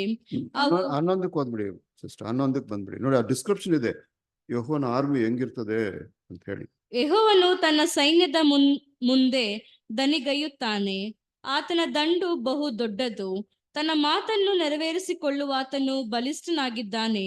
ಯೆಹೋವನ ದಿನವು ಮಹತ್ತರವೂ ಅತಿ ಭಯಂಕರವೂ ಆಗಿದೆ, ಅದನ್ನು ತಾಳಿಕೊಳ್ಳುವವರು ಯಾರು? ಇದು ಡಿಸ್ಕ್ರಿಪ್ಷನ್ ಅದು ಯೆಹೋವನ ಸೈನ್ಯ ಹೇಗಿರ್ತದೆ ಅಂತ ಹೇಳಿ. ಮುಂದೆ ಏದೇನ್ ತರ ಕಾಣ್ತದಂತೆ, ಅವು ಪಾಸ್ ಆದ್ಮೇಲೆ ಏನಾಗ್ತದೆ, ಸೊದೋಮ್ ಗೊಮೋರ ತರ ಬರ್ನ್ ಆಗಿ ಹೋಗ್ತದೆ ಅಂತ ಹೇಳಿ. ಇದು ಅಲ್ಲಿ ಯೆಹೋವನ ಆರ್ಮಿ ಆ ಯುದ್ಧದಲ್ಲಿ ಅದು ಡಿಸ್ಕ್ರಿಪ್ಷನ್ ಇಲ್ಲಿ ನಾವು ನೋಡ್ತೀವಿ. ಇಲ್ಲಿ ಇದಾದ್ಮೇಲೆ ಇದ್ರ ಆಫ್ಟರ್ ಎಫೆಕ್ಟ್ಸ್ ದೇವರು ಅದ್ಭುತ ಮಾಡ್ತಾರಂತೆ, ಸ್ಟ್ರೇಂಜ್ ಥಿಂಗ್ಸ್ ಅಂತ ಹೇಳ್ತಾರೆ. ಏನಂದ್ರೆ ಜನರು ಏನಾಗ್ತಾರೆ, ಮಾನಸಾಂತರ ಆಗ್ತಾರೆ ಅಂತ ಹೇಳಿ. ಯೆಶಾಯ 28:21-22. ಯೆಹೋವನು ಈಗ ಅಪರೂಪವಾದ ತನ್ನ ಕೆಲಸವನ್ನು ನಡೆಸಬೇಕೆಂತಲೂ ಅಪೂರ್ವವಾದ ತನ್ನ ಕಾರ್ಯವನ್ನು ನೆರವೇರಿಸಬೇಕೆಂತಲೂ ಪೆರಾಜೀಮ್ ಬೆಟ್ಟದಲ್ಲಿ ಎದ್ದಂತೆ ಹೇಳುವನು, ಗಿಬ್ಯೋನ್ ತಗ್ಗಿನಲ್ಲಿ ರೋಷಗೊಂಡಂತೆ ರೋಷಗೊಳ್ಳುವನು. ಆದ ಕಾರಣ ನಿಮ್ಮ ಬಂಧನಗಳು ಇನ್ನು ಬಿಗಿಯಾಗದಂತೆ ಧರ್ಮ ನಿಂದೆಯನ್ನು ಬಿಡಿರಿ. ಭೂಮಂಡಲದಲ್ಲೆಲ್ಲ ನಿಶ್ಚಿತ ಪ್ರಳಯವಾಗಲಿ ಎಂದು ಸೇನಾಧೀಶ್ವರನಾದ ಯೆಹೋವನೆಂಬ ಕರ್ತನು ನುಡಿಯುವುದನ್ನು ಕೇಳಿದ್ದೇನೆ. ಇಲ್ಲಿ ನಾವು ಒಂದು ನೋಡ್ತೀವಿ, ಏನಂತ ಹೇಳ್ಬೇಕಂದ್ರೆ 21-22 ಅವ್ರೇನ್ ಮಾಡ್ತಾರಂತ ಹೇಳಿದ್ರೆ ಅಪರೂಪದ ಕಾರ್ಯವನ್ನ ನಡೆಸಬೇಕು. ಗಿಬ್ಯೋನ್ ತಗ್ನಲ್ಲಿ ಮಾಡ್ದಂಗೆ ಒಂದು ಅಪರೂಪದ ಕಾರ್ಯ ಇಲ್ಲೇನ್ ಮಾಡ್ತಾರೆ, ಟರ್ನಿಂಗ್ ಪಾಯಿಂಟ್ ಅಂತ ಹೇಳ್ತಾರೆ. ಎಲ್ಲ ಇನ್ನೇನು ನಾಶ ಆಗ್ಬೇಕು, ಅದೇನಾಗ್ತದೆ, ಟರ್ನಿಂಗ್ ಆಗುವಂಥದ್ದು ಇಲ್ಲಿ. ಅದಕ್ಕೆ ಸ್ಟ್ರೇಂಜ್ ಆಕ್ಟ್ ಅಂತ ಹೇಳ್ತಾರೆ ಯೆಹೋವನು ಮಾಡೋಂಥದ್ದು. ಅದು 42:13-14 ಯೆಶಾಯ 42.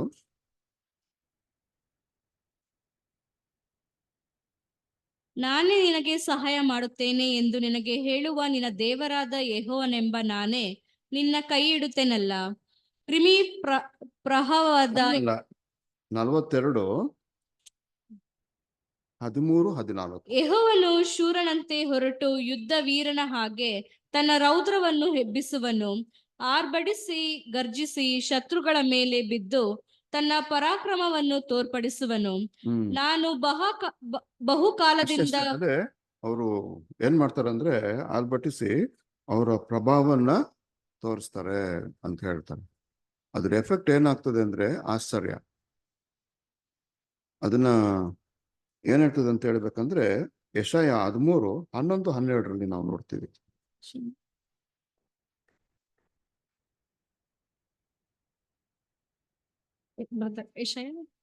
ಯೆಶಾಯ 13:11-12.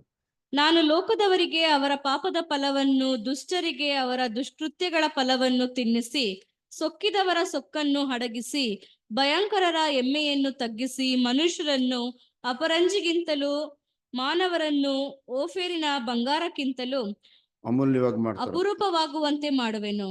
ನೋಡ್ಬೇಕಂದ್ರೆ ಮನುಷ್ಯರು ಅವಾಗ ಏನಾಗ್ತಾರೆ ಅಂದ್ರೆ they become as rare as gold of Ophir ಅಂತ ಹೇಳಿ ಅದು ಅಪರೂಪವನ್ನ ಮಾಡ್ತಾರೆ. ಇದು ವಂಡರ್ಫುಲ್. ಅದು ಏನ್ ನಾಶ ಆಗ್ಬೇಕು ಎಲ್ಲ ಆಗ್ಬೇಕಂದ್ರೆ ದೇವ್ರು ಏನ್ ಮಾಡ್ತಾರಂದ್ರೆ ಅವ್ರು ಶಿಕ್ಷೆ ಕೊಟ್ಟಾಗ ಏನಾಗ್ತದೆ ಅಂತ ಹೇಳ್ಬೇಕಂದ್ರೆ ಮುಖಂಡರ ಅಹಂಕಾರಗಳು, ಅದಾದ್ಮೇಲೆ ದುಷ್ಟರ ಫಲವನ್ನು ಏನಾಗ್ತಾರೆ ಅಂದ್ರೆ ಅವರ ಫಲವನ್ನು ಸೊಕ್ಕಿನ ಫಲ, ತ್ಯಜಿಸಿ. ಇದೆಲ್ಲ ಅವನ್ ಏನ್ ಮಾಡ್ತಾರೆ ಅಂತ ಹೇಳಿದ್ರೆ ಅದು ತೊಲಗಿಸ್ಬಿಟ್ಟು ಮನುಷ್ಯರನ್ನ ಅಂತ ಒಳ್ಳೆ back to the image of God actually, ಅಲ್ವೇ?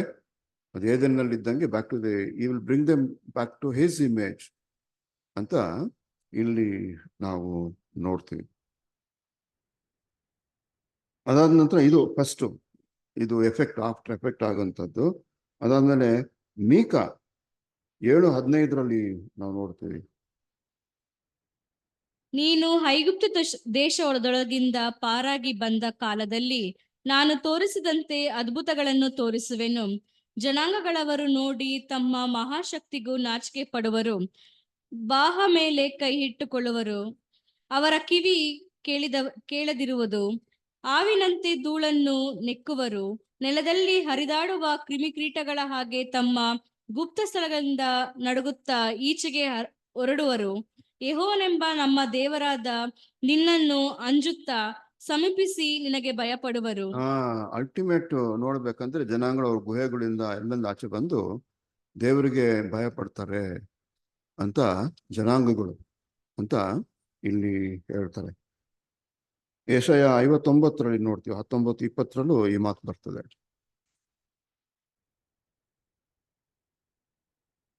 ಹೀಗಿರಲು ಪಡುವನವರು ಯೆಹೋವನ ನಾಮಕ್ಕೆ ಹೆದರುವರು, ಮೂಢನವರು ಆತನ ಮಹಿಮೆಗೆ ಅಂಜುವರು. ಬಿರುಗಾಳಿಯಿಂದ ಒಡೆದಲ್ಪಟ್ಟು ಇಕ್ಕಟ್ಟಿನಲ್ಲಿ ಹರಿಯುವ ತೊರೆಯ ಹಾಗೆ ಆತನು ರಭಸದಿಂದ ಬರುವನಷ್ಟೇ. ಆದರೆ ಚೀಯೋನಿಗೂ ದ್ರೋಹವನ್ನು ಬಿಟ್ಟು ಬಿಟ್ಟ ಯಾಕೋಬರ ಬಳಿಗೆ ವಿಮೋಚಕನಾಗಿ ಬರುವನು. ಯೆಹೋವನೇ ಇದನ್ನು ನುಡಿದಿದ್ದಾನೆ. ನಾನಂತೂ ಅವರೊಂದಿಗೆ ಈ ಒಡಂಬಡಿಕೆಯನ್ನು ಮಾಡಿಕೊಳ್ಳುವೆನು. ನೋಡಿರಿ, ನಿಮ್ಮಲ್ಲಿ ಅವೇಶಿಸಿರುವ ತನ್ನ ಆತ್ಮವು ನಿಮ್ಮ ಬಾಯಿಗೆ ನಾನು ಕೊಟ್ಟಿರುವ ಮಾತುಗಳು ನಿಮ್ಮ ಬಾಯಿಂದಾಗಲಿ ನಿಮ್ಮ ಸಂತತಿಯ ಬಾಯಿಂದಾಗಲಿ. ಅವರು ಆ ರೀತಿ ಅವರು ಫೆರೋಷಿಯಸ್ ಆಗಿ ಏನಾಗ್ತಾರೆ ಬರ್ತಾರೆ. ಬಟ್ ಆಫ್ಟರ್ ಎಫೆಕ್ಟ್ಸ್ ನೋಡ್ಬೇಕಂದ್ರೆ ಅದು ಬಹಳ ಆಶ್ಚರ್ಯವಾಗಿರ್ತದೆ. ಅದಕ್ಕೆ ಯೆಶಾಯ 25 ಹೇಳ್ತಾರೆ, ನೀನು ಆದಿ ಸಂಕಲ್ಪಗಳನ್ನು ಅನುಸರಿಸಿ ಮಹತ್ ಕಾರ್ಯಗಳನ್ನ ಅದ್ಭುತಗಳು ನಡೆಸಿದ್ರಿಂದ ನಿನ್ನ ನಾವೇನ್ ಮಾಡ್ತೀವಿ, ಕೊಂಡಾಡ್ತೀವಿ. ಇದೆಲ್ಲ ನೋಡಿದಂಥವ್ರು, ದೇವ್ರ ಮಹಿಮೆ ನೋಡಿದಂಥವ್ರು ಏನಂದ್ರೆ ದೇವ್ರ ಕಡೆ ತಿರುಗಿಕೊಳ್ತಾರೆ ಅಂತ ಹೇಳಿ ಯೆಶಾಯ 25:1-3. ಯೆಹೋವನೇ, ನೀನೇ ನನ್ನ ದೇವರು. ನೀನು ಸತ್ಯ ಪ್ರಾಮಾಣಿಕತೆಯನ್ನು ಅನುಸರಿಸಿ ಆದಿ ಸಂಕಲ್ಪವನ್ನು ನೆರವೇರಿಸುತ್ತಾ ಅದ್ಭುತಗಳನ್ನು ನಡೆಸಿದ ಕಾರಣ ನಿನ್ನನ್ನು ಕೊಂಡಾಡುವೆನು, ನಿನ್ನ ನಾಮವನ್ನು ಮಹಿಮೆಗೊಳಿಸುವೆನು. ನೀನು ದುರ್ಗವನ್ನು ನಾಶಪಡಿಸಿ ಪಟ್ಟಣವನ್ನು ಹಾಳು ದಿಬ್ಬವನ್ನಾಗಿಯೂ ಅನ್ಯರ ಕೋಟೆಯನ್ನು ಯಾರು ಎಂದಿಗೂ ಕಟ್ಟಬಾರದ ಹಾಳು ಊರನ್ನಾಗಿ ಮಾಡಿದ್ದಿ.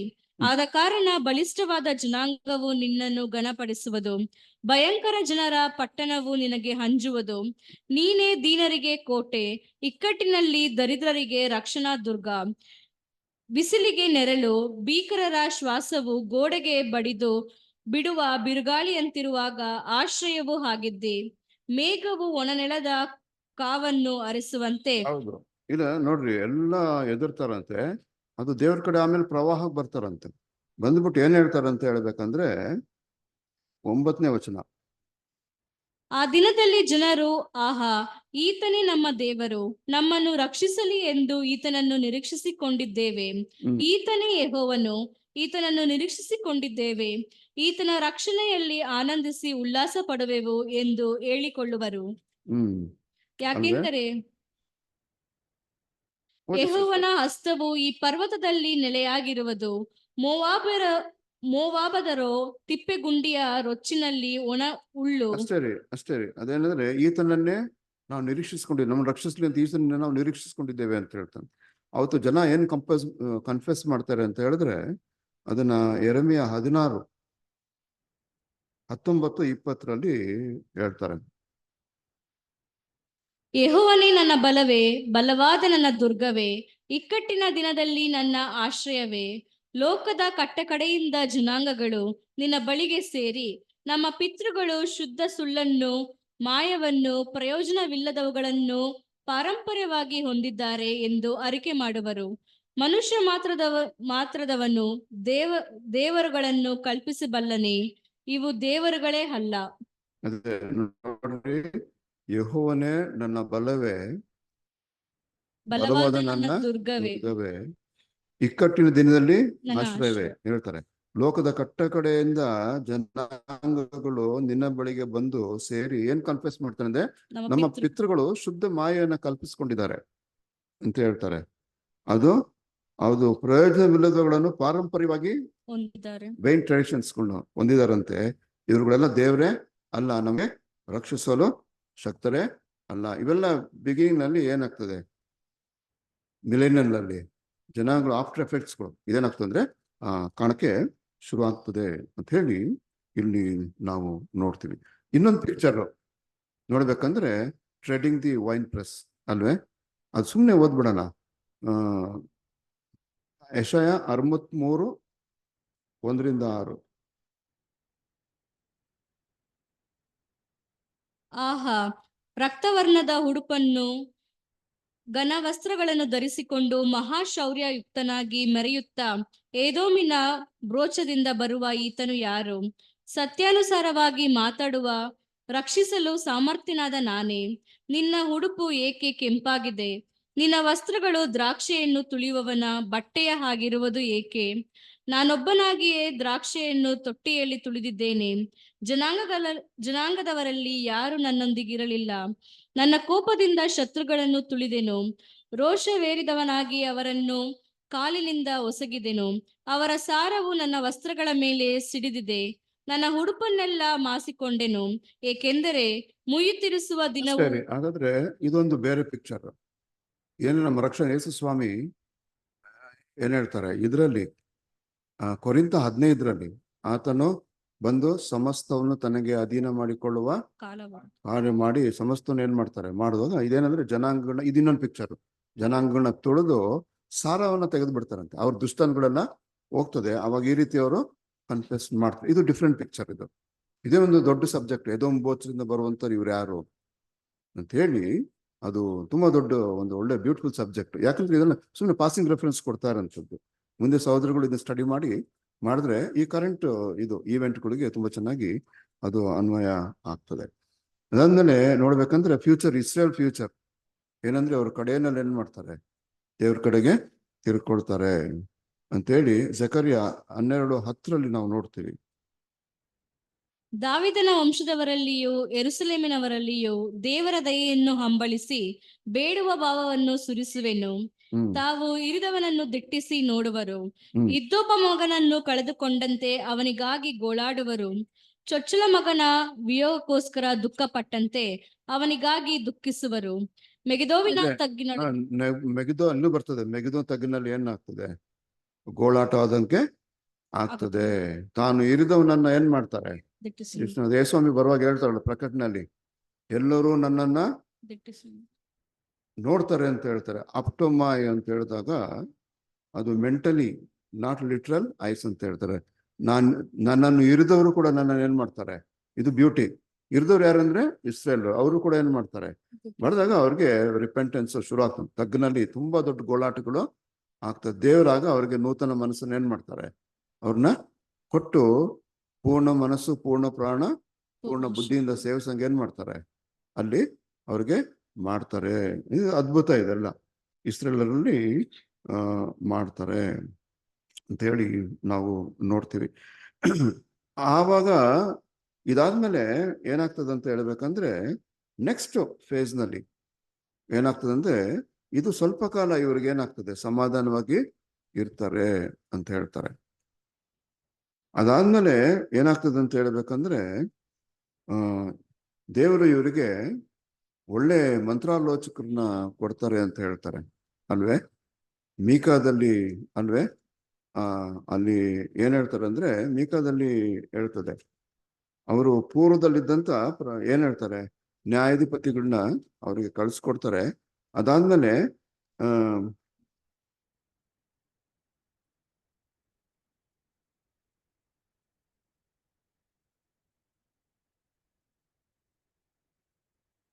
ಹಾ, ಮೀಕ 5:5.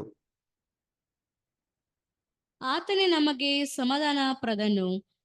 ಆಶ್ಚರ್ಯರು ನಮ್ಮ ದೇಶದಲ್ಲಿ ನುಗ್ಗಿ ನಮ್ಮ ಅರಮನೆಗಳನ್ನು ತುಳಿದು ಹಾಕುವಾಗ ನಾವು ಅವರಿಗೆ ವಿರುದ್ಧವಾಗಿ 7 ಮಂದಿ ಪಾಲಕರನ್ನು, ಹೌದು 8 ಮಂದಿ ಪುರುಷ ಶ್ರೇಷ್ಠರನ್ನು ಏರ್ಪಡಿಸುವೆವು. ಹೌದು, ಇದು ನೀವು ಬ್ಯಾಟಲ್ ಆಫ್ ಆರ್ಮಗೆಡ್ಡನ್ ಅಲ್ಲಿ ನೋಡ್ಬೇಕಂದ್ರೆ ಗೊತ್ತಾಗ್ತದೆ. ಅವರು ನೆಮ್ಮದಿಯಿಂದ ವಾಸ ಮಾಡೋ ಒಂದು ಪೀರಿಯಡ್ಗಳು ಬರ್ತದೆ. ಆಗ ತುಂಬಾ ವಯಸ್ಸು ರೂಲರ್ಸ್ಗಳು ಬರ್ತಾರೆ ಅಂತ ಹೇಳ್ತಾರೆ. ಬಂದು ದೇಶದಲ್ಲಿ ಒಳ್ಳೆ ಇದು ಆಗ್ತಿರ್ತದೆ ಅಂತ ಹೇಳ್ತಾರೆ. ಇದು ಈ ರಿಪೆಂಟೆನ್ಸ್ ಮುಂಚೆ ಆಗಂತ ಇನ್ನೊಂದು ಪಿಕ್ಚರ್ ಇದು, ಗೋಗ್ ಮಾಗೋಗ್ ಅನ್ನೋದು ಎಜ್ಕೇಲ 38-39 ಆಗಂತ. ಇದು ಬೇಡ, ಸುಮ್ಮನೆ ನಾನು ರೆಫರೆನ್ಸ್ಗಳು ಕೊಡ್ತಾ ಇದ್ದೀನಿ. ಅಲ್ಲಿ ಮಾಡುವಾಗ ಅವಾಗ ಯಾಕೋಬನ ಇಕ್ಕಟ್ಟಿನ ದಿನ ಅಲ್ವೇ, ಅದು ಫೈನಲ್ ಅಲ್ಲಿ ಬರ್ತದೆ.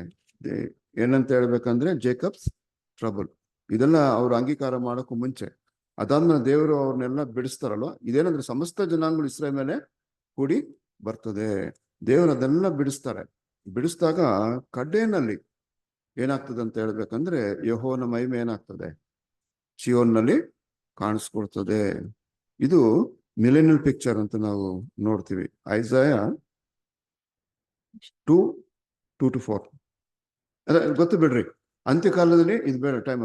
ಯೆಹೋವನ ಮಂದಿರದ ಗುಡ್ಡವು ಉನ್ನತೋನ್ನತವಾಗಿ ಮಾಡಿ ಪರ್ವತಗಳ ಮೇಲೆ ಏನಾಗ್ತದೆ, ನೆಲೆಗೊಳ್ತದೆ. ಎಲ್ಲ ರಾಜ್ಯಗಳ ಮೇಲೆ ಏನಾಗ್ತದಂದ್ರೆ ಅದು ಸಕಲ ಜನಾಂಗಗಳು ಏನ್ ಮಾಡ್ತಾರಂತೆ, ದೇವರ ಯೆಹೋವನ ಆರಾಧನೆಗೆ ಕೂಡಿ ಬರ್ತದಂತೆ. ಯಾಕಂದ್ರೆ ಚಿಯೋನ್ನಿಂದ ಯೆಹೋವನ ಧರ್ಮೋಪದೇಶ, ಯೆರೂಸಲೇಮಿಂದ ವಾಕ್ಯಗಳು ಬರ್ತದೆ. ಆಮೇಲೆ ಏನಾಗ್ತದೆ ಅಂದ್ರೆ ಇನ್ನು ಯುದ್ಧಾಭ್ಯಾಸವು ನಡೆಯೋದಿಲ್ಲ. ಇದು ವಂಡರ್ ಇದು. ಆಮೇಲೆ ಅವರೆಲ್ಲ ಏನ್ ಮಾಡ್ತಾರೆ ಅಂದ್ರೆ ತಮ್ಮ ಕತ್ತಿಗಳನ್ನ ಪೀಸ್ಫುಲ್ ಪರ್ಪಸ್ಗೆ ಚೇಂಜ್ ಮಾಡ್ತಾರೆ. ಇದು ಬಹಳ ಬ್ಯೂಟಿಫುಲ್ ಇದಲ್ವೇ. ಈ ತರ ಆಗ್ತದೆ ಫೈನಲಿ ನೋಡ್ಬೇಕಂದ್ರೆ. ಇದು ಪಾಸ್ಟರ್ಸಲ್ಲೂ ಲಾಸ್ಟ್ ಹೇಳ್ತಾರೆ, his footstool will be glorified ಅಂತ ಹೇಳ್ತಾರೆ. ಆತನ ಪಾದಪೀಠ ಮತ್ತೆ ಏನಾಗ್ತದೆ ಹೇಳ್ತಾರೆ, ಆಕಾಶ ನನಗೆ ಸಿಂಹಾಸನ, ಭೂಮಿ ನನ್ನ ಪಾದಪೀಠ. ನನಗೆ ಎಂಥದ್ದು ಇದು ಮಾಡ್ಕೊಡ್ತೀರ ಅಂದಾಗ ಆ ಪಾದಪೀಠ ನಾನು ಮಹಿಮೆ ಉಳ್ಳದಾಗಿ ಮಾಡ್ತೀನಿ. ಯೆಶಾಯ 66:1. ಯೆಹೋವನು ಹೀಗೆನ್ನುತ್ತಾನೆ, ಆಕಾಶವು ನನಗೆ ಸಿಂಹಾಸನ, ಭೂಮಿಯು ನನಗೆ ಪಾದಪೀಠ. ನೀವು ನನಗೆ ಇನ್ನೆಂತ ಮನೆಯನ್ನು ಕಟ್ಟಿಕೊಡುವಿರಿ? ನನ್ನ ವಿಶ್ರಾಂತಿಗೆ ತಕ್ಕ ಸ್ಥಳವು ಎಂಥದ್ದು? ಇವುಗಳನ್ನೆಲ್ಲ ಒಂದೇ ಮಾತು, ಆಕಾಶ ನನ್ನ ಸಿಂಹಾಸನ, ಭೂಮಿ ನನ್ನ ಪಾದಪೀಠ. ಪಾದಪೀಠ ಅಂದ್ರೆ ಏನು? It's A place of learning. ಆಗಿನ ಕಾಲದಲ್ಲಿ, ಹಳೆ ಕಾಲದಲ್ಲಿ ಪೌಲ್ ಏನ್ ಹೇಳ್ತಾರೆ, ಗಮಾಲಿಯನ್ನೆಲ್ಲ ಪಾದ ಸನ್ನಿಧಿಯಲ್ಲಿ ನಾನು ಕುಂತು ಏನ್ ಮಾಡಿದೆ, ಕಲ್ತ್ಕೊಂಡು. ಹಂಗಂದ್ರೆ ಫುಟ್ ಸ್ಟೂಲ್ ಅಂತ ಹೇಳಿದ್ರೆ ಪ್ಲೇಸ್ ಆಫ್ ಲರ್ನಿಂಗ್ ಅಂತ ಹೇಳ್ತಾರೆ. ಹಂಗಂದ್ರೆ ಯೆಹೋವನ ಗುಣ ಎಲ್ಲಿ ತೋರಿಸ್ತಾರೆ ಅಂದ್ರೆ ಭೂಮಿನಲ್ಲಿ ತೋರಿಸ್ತಾರೆ. ಎಲ್ಲ ಜನಾಂಗಗಳು, ಯಾರು ದೇವದೂತರುಗಳಿಗೂ ಏನಾಗ್ತದೆ ಮುಂದೆ ಅದು ಲೆಸನ್ಗಳು ಆಗ್ತದೆ ಅಂತ ಹೇಳ್ತಾರೆ. ಅದಕ್ಕೆ ನನ್ನ ಪಾದಪೀಠವನ್ನ ವೈಭವ ಫೈನಲ್ ಏನಾಗ್ತದೆ ಅಂದ್ರೆ his footstool will be glorified. Isaiah 60:13 ನಲ್ಲಿ ನೋಡ್ತೀವಿ.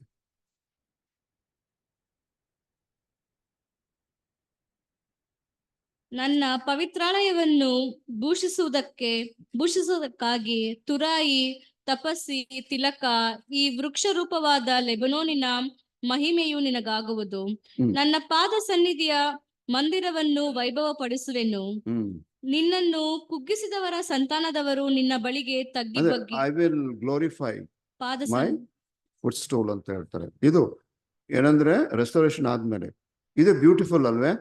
ರೆಸ್ಟೋರೇಷನ್ ವರ್ಕ್ ಆದ್ಮೇಲೆ his foot stool become glorified ಅಂತ ಹೇಳ್ತಾರೆ. ಆಗ ದೇವರ ಮಹಿಮೆ ಕಾಣ್ತದೆ ಲಾಸ್ಟ್ ಅಲ್ಲಿ. ಇದೆಲ್ಲ ನಾವು ತಿಳ್ಕೊಂಡವರು ಈಗ ನಮ್ದು ಬ್ಯಾಟಲ್ ಎಲ್ಲಿರ್ಬೇಕು? ನಾಟ್ ವಿತ್ ದಿ ವರ್ಲ್ಡ್ ಅಲ್ವೇ. ದೇವ್ರು ಏನ್ ಮಾಡಿದ್ದಾರೆ ಲೋಕಕ್ಕೆ, ಅವರು ಕೆಡುಕರನ್ನ ಕೇಳು ದಿನಕ್ಕಾಗಿ ನೇಮಿಸಿದ್ದಾರೆ. ಅವ್ರ ಮೂಲಕ ದುಷ್ಟನೆಗಳೆಲ್ಲ ಮಾಡ್ತಾರೆ. ಆದ್ರೆ ಕ್ರಿಶ್ಚಿಯನ್ ವಾರ್ಫೇರ್ ಏನು ಅಂತ ನೋಡ್ಬೇಕು. ಅದನ್ನ ನೋಡ್ಬಿಟ್ಟು ನಾವು ಇದು ಮಾಡ್ಬಿಡೋಣ. Our warfare should be against the principal of wickedness ಅಲ್ವೇ. ಅದು ನೋಡಿ, ಇದಕ್ಕೆ ನಮ್ದು ವಾರ್ಫೇರ್ ಯಾವ್ದು ಅಂತ ಹೇಳ್ಬೇಕಂದ್ರೆ 2 ಕೊರಿಂಥ 10 ಲೋಕದಲ್ಲಿ ವಾರ್ಫೇರ್ಗಳಾಗ್ತದೆ, ನಮ್ಮ ವಾರ್ಫೇರ್ ಹೆಂಗಿರ್ಬೇಕು ಯಾವುದು ಅಂದ್ರೆ 2 ಕೊರಿಂಥ 10:4-6. ನಾವು ಉಪಯೋಗಿಸುವ ಆಯುಧಗಳು ಲೋಕ ಸಂಬಂಧವಾದ ಆಯುಧಗಳಲ್ಲ, ಅವು ದೇವರ ಎಣಿಕೆಯಲ್ಲಿ ಬಲವಾಗಿದ್ದು ಕೋಟೆಗಳನ್ನು ಕೆಡವಿ ಹಾಕುವಂತವುಗಳಾಗಿವೆ. ನಾವು ವಿತರ್ಕಗಳನ್ನು, ದೇವಾಜ್ಞೆಗಳನ್ನು ವಿರೋಧಿಸುವುದಕ್ಕೆ ಏರಿಸಲ್ಪಟ್ಟಿರುವ ಉನ್ನತವಾದ ಎಲ್ಲ ಕೊತ್ತಲುಗಳನ್ನು ಕೆಡವಿ ಹಾಕಿ ಎಲ್ಲ ಯೋಚನೆಗಳನ್ನು ಕ್ರಿಸ್ತನಿಗಾಗಿ ವಿಧೇಯವಾಗುವಂತೆ ಸೆರೆ ಹಿಡಿದು ನಿಮ್ಮ ವಿಧೇಯತ್ವವು ಪರಿಪೂರ್ಣವಾದ ಮೇಲೆ ಎಲ್ಲ ಅವಿಧೇಯತ್ವ ಶಿಕ್ಷೆ ಮಾಡುವುದಕ್ಕೆ ಸಿದ್ಧರಾಗಿದ್ದೇವೆ. ಇದು ನಮ್ಮ ವಾರ್ಫೇರ್. ಇದು ನಮ್ಮೊಳಗೆ ನಾವು ಏನ್ ಮಾಡ್ಬೇಕು, ನಡೆಯುವಂತ ವಾರ್ಫೇರ್. ನಮ್ಮಲ್ಲಿರುವಂತ ಎಲ್ಲ ವಿತರ್ಕಗಳು, ಕೋಟೆಗಳು ಎಲ್ಲ ಇರ್ದಲ್ಲ ಅಂತದನ್ನೆಲ್ಲ ಏನ್ ಮಾಡ್ಬೇಕು, ಅದನ್ನ ನಾವು ಅಧೀನ ಮಾಡ್ಬೇಕು. ಯಾರಿಗೆ? ಕ್ರಿಸ್ತನಿಗೆ ಅಧೀನ ಮಾಡ್ಬೇಕು. This is the battle of the new creation ಅಂತ ಹೇಳ್ತಾರೆ ಅಲ್ವೇ. ಅದು ಕಾನಾನ್ದು ಪಟ್ಟಣಗಳು ಹೆಂಗಿತ್ತು, ಕೋಟೆ ಕೊತ್ತಲುಗಳು ಅಲ್ವಾ, ದೊಡ್ಡ ದೊಡ್ಡ ಕೋಟೆಗಳು. ಹೇಗೆ ಆತ್ಮಿಕ ಇಸ್ರೇಲ್ ಹೇಳಿದ್ರು, ಹಂಗೆ ಆತ್ಮಿಕ ಇಸ್ರೇಲರು ನಮ್ಮ ಒಳಗಿರುವಂತ ಕೋಟೆ ಕೊತ್ತಲುಗಳು, ವಿತರ್ಕಗಳು, ಇದನ್ನೆಲ್ಲವನ್ನ ಏನ್ ಮಾಡ್ಬೇಕಂದ್ರೆ ಹಿಡಿದು ಯಾರಿಗೆ? ಕ್ರಿಸ್ತನಿಗೆ ಸಬ್ಮಿಟ್ ಮಾಡಿ. ದಿಸ್ ಇಸ್ ಅವರ್ ಬ್ಯಾಟಲ್ ಅಂತ ಹೇಳ್ತಾರೆ. ಲೋಕದಲ್ಲಿ ಅದಾಗ್ತಿರ್ತದೆ, ನಮ್ಮ ಬ್ಯಾಟ್ಲು ಈ ರೀತಿ ಇರಬೇಕು ಅಂತ ಹೇಳ್ತಾರೆ. ಆಮೇಲೆ ಎಫೆಸದಲ್ಲಿ ನಮ್ಮೆಲ್ಲರಿಗೂ ಗೊತ್ತಲ್ಲ, ನಾವು ಹೋರಾಡೋದು ಮನುಷ್ಯ ಮಾತ್ರದವರ ಸಂಗಡ. ಯಾರ ಹೋರಾಡ್ತೀವಿ? 16:10-12. 6:10-12. ಕಡೆ ಮಾತೇನೆಂದರೆ, ನೀವು ಕರ್ತನನ್ನು ಆತನ ಅತ್ಯಧಿಕವಾದ ಶಕ್ತಿಯನ್ನು ಆಶ್ರಯಿಸಿಕೊಂಡವರಾಗಿ ಬಲಗೊಳ್ಳಿರಿ. ಸೈತಾನನ ತಂತ್ರೋಪಾಯಗಳನ್ನು ನೀವು ಎದುರಿಸಿ ನಿಲ್ಲುವುದಕ್ಕೆ ಶಕ್ತರಾಗುವಂತೆ ದೇವರು ದಯಪಾಲಿಸುವ ಸರ್ವ ಆಯುಧಗಳನ್ನು ಧರಿಸಿಕೊಳ್ಳಿರಿ. ದೇವರ ಸರ್ವ ಆಯುಧಗಳನ್ನು ಧರಿಸ್ಕೊಳ್ಳಿ. ನಾವ್ ಯಾರ ಮೇಲೆ ಬ್ಯಾಟಲ್ ನಾವು ಮಾಡ್ತೀವಿ? ಹೋರಾಡುವುದು ಮನುಷ್ಯ ಮಾತ್ರದವರ ಸಂಗಡವಲ್ಲ, ರಾಜತ್ವಗಳ ಮೇಲೆಯೂ, ಅಧಿಕಾರಿಗಳ ಮೇಲೆಯೂ, ಈ ಅಂಧಕಾರದ ಲೋಕಾಧಿಪತಿಗಳ ಮೇಲೆಯೂ, ಆಕಾಶ ಮಂಡಲದಲ್ಲಿರುವ ದುರಾತ್ಮಗಳ ಸೇನೆಯ ಮೇಲೆಯೂ ನಾವು ಹೋರಾಡುವವರಾಗಿದ್ದೇವೆ. ಆದುದರಿಂದ ಕಠಿಣ ಯುದ್ಧವು ನಡೆಯುವ ದಿವಸದಲ್ಲಿ ಆ ವೈರಿಗಳನ್ನು ಎದುರಿಸುವುದಕ್ಕೆ ಮಾಡಬೇಕಾದದೆಲ್ಲವನ್ನು ಮಾಡಿ ಜಯಶಾಲಿಗಳಾಗಿ ನಿಲ್ಲುವುದಕ್ಕೂ ಶಕ್ತರಾಗುವಂತೆ ದೇವರು ದಯಪಾಲಿಸುವ ಸರ್ವ ಆಯುಧಗಳನ್ನು ಧರಿಸ್ಕೊಡ್ರಿ. ನಾವು ಹೋರಾಡೋದು ಯಾರ ಮೇಲೆ? ಪ್ರಿನ್ಸಿಪಲ್ಸ್ಗಳ ಮೇಲೆ, ಲೋಕದಲ್ಲಿರುವಂತ ಪ್ರಿನ್ಸ್ ಮೇಲೆ. ಇದು ನಮ್ದು ಸ್ಪಿರಿಟ್ ಆಫ್ ಏನು ಫೈಟಿಂಗ್ ಯಾರ ಮೇಲೆ ಇರ್ಬೇಕಂದ್ರೆ ಈ ತರದ ಮೇಲೆ ಇರ್ಬೇಕು ಅಂತ ನೋಡ್ತಾರೆ. ಅದಕ್ಕೆ ಎಂತ ಆಯುಧಗಳಂದ್ರೆ ಸತ್ಯವೆಂಬ ಗೊತ್ತಲ್ವಾ? ನಡುಕಟ್ಟನ್ನು ಕಟ್ಟಿಕೊಂಡು ಅದ್ ನೋಡಿ, ಹೇಳ್ಬಿಡ್ತೀನಿ. ಸತ್ಯವೆಂಬ ನಡುಕಟ್ಟು ಅಂದ್ರೆ ನಮ್ಮ ಎಲ್ಲ ಆಕ್ಷನ್ಗೆ ಟ್ರೂತ್ ಶುಡ್ ಪ್ರಾಂಪ್ಟ್ ಅಂತ ಹೇಳ್ತಾರೆ. ನಡುಕಟ್ಟು ಹೇಗೆ ಒಂದು ಆಕ್ಷನ್ಗೆ ಪ್ರಾಂಪ್ಟ್ ಮಾಡ್ತದೋ, ಸತ್ಯ ಹಂಗೆ ನಮ್ನ ಪ್ರಾಂಪ್ಟ್ ಮಾಡ್ಬೇಕು. ನೀತಿ ಎಂಬ ವಜ್ರ ಕವಚ, ಅದು ನಮ್ಗ ವಜ್ರ ಕವಚ ಏನ್ ಮಾಡ್ತದೆ? ವೈಟಲ್ ಆರ್ಗನ್ಗಳನ್ನ ಏನ್ ಮಾಡ್ತದೆ? ಅದು ಪ್ರೊಟೆಕ್ಟ್ ಮಾಡ್ದಂಗೆ ನೀತಿ ನಮ್ಮನ್ನ ಏನ್ ಮಾಡ್ತದೆ? ಅದು ಕಾಪಾಡ್ತದೆ. ಸ್ಪಿರಿಚುವಲ್ ಆರ್ಗನ್ಗಳನ್ನ ಅದು ಕಾಪಾಡ್ತದೆ ಅಂತ ಹೇಳ್ತಾರೆ. ಆಮೇಲೆ ಸಮಾಧಾನ ವಿಷಯದಲ್ಲಿ ಸುವಾರ್ತೆಯನ್ನು ತಿಳಿಸುವುದರಲ್ಲಿ ಶಾರ್ಟ್ಸ್ ಆಫ್ ಏನ್ ಹೇಳ್ತಾರೆ? ಪೀಸ್ ಅಂತ ಹೇಳ್ತಾರೆ. ಸ್ಲಿಪ್ಪರ್ಸ್ಗಳು, ಕಾಲಿಗೆ ಹಾಕೊಳ್ಳುವಂಥದ್ದು ಅಂತ ಹೇಳಿ ನೋಡ್ತೀವಿ. ಆಮೇಲೆ ನಂಬಿಕೆ ಎಂಬ ಗುರಾಣಿ ಹಿಡ್ಕೊಳ್ಬೇಕು ಅಂತ ಹೇಳ್ತಾರೆ. ಅದಾದ್ಮೇಲೆ ರಕ್ಷಣೆ ಎಂಬ ಹೆಲ್ಮೆಟ್ ಆಫ್ ಸಾಲ್ವೇಶನ್. ಅದಾದ್ಮೇಲೆ ನೋಡ್ಬೇಕಂದ್ರೆ ಇವೆಲ್ಲ ಡಿಫೆನ್ಸಿವ್ ವಾರ್ಫೇರ್. ನಮ್ದು ಲೋಕದಲ್ಲಿ ಏನ್ ಮಾಡ್ತಾರೆ? ನಮ್ಮ ಮೇಲೆ ಯುದ್ಧ ಮಾಡ್ತಾರೆ, but hour warfare is defensive.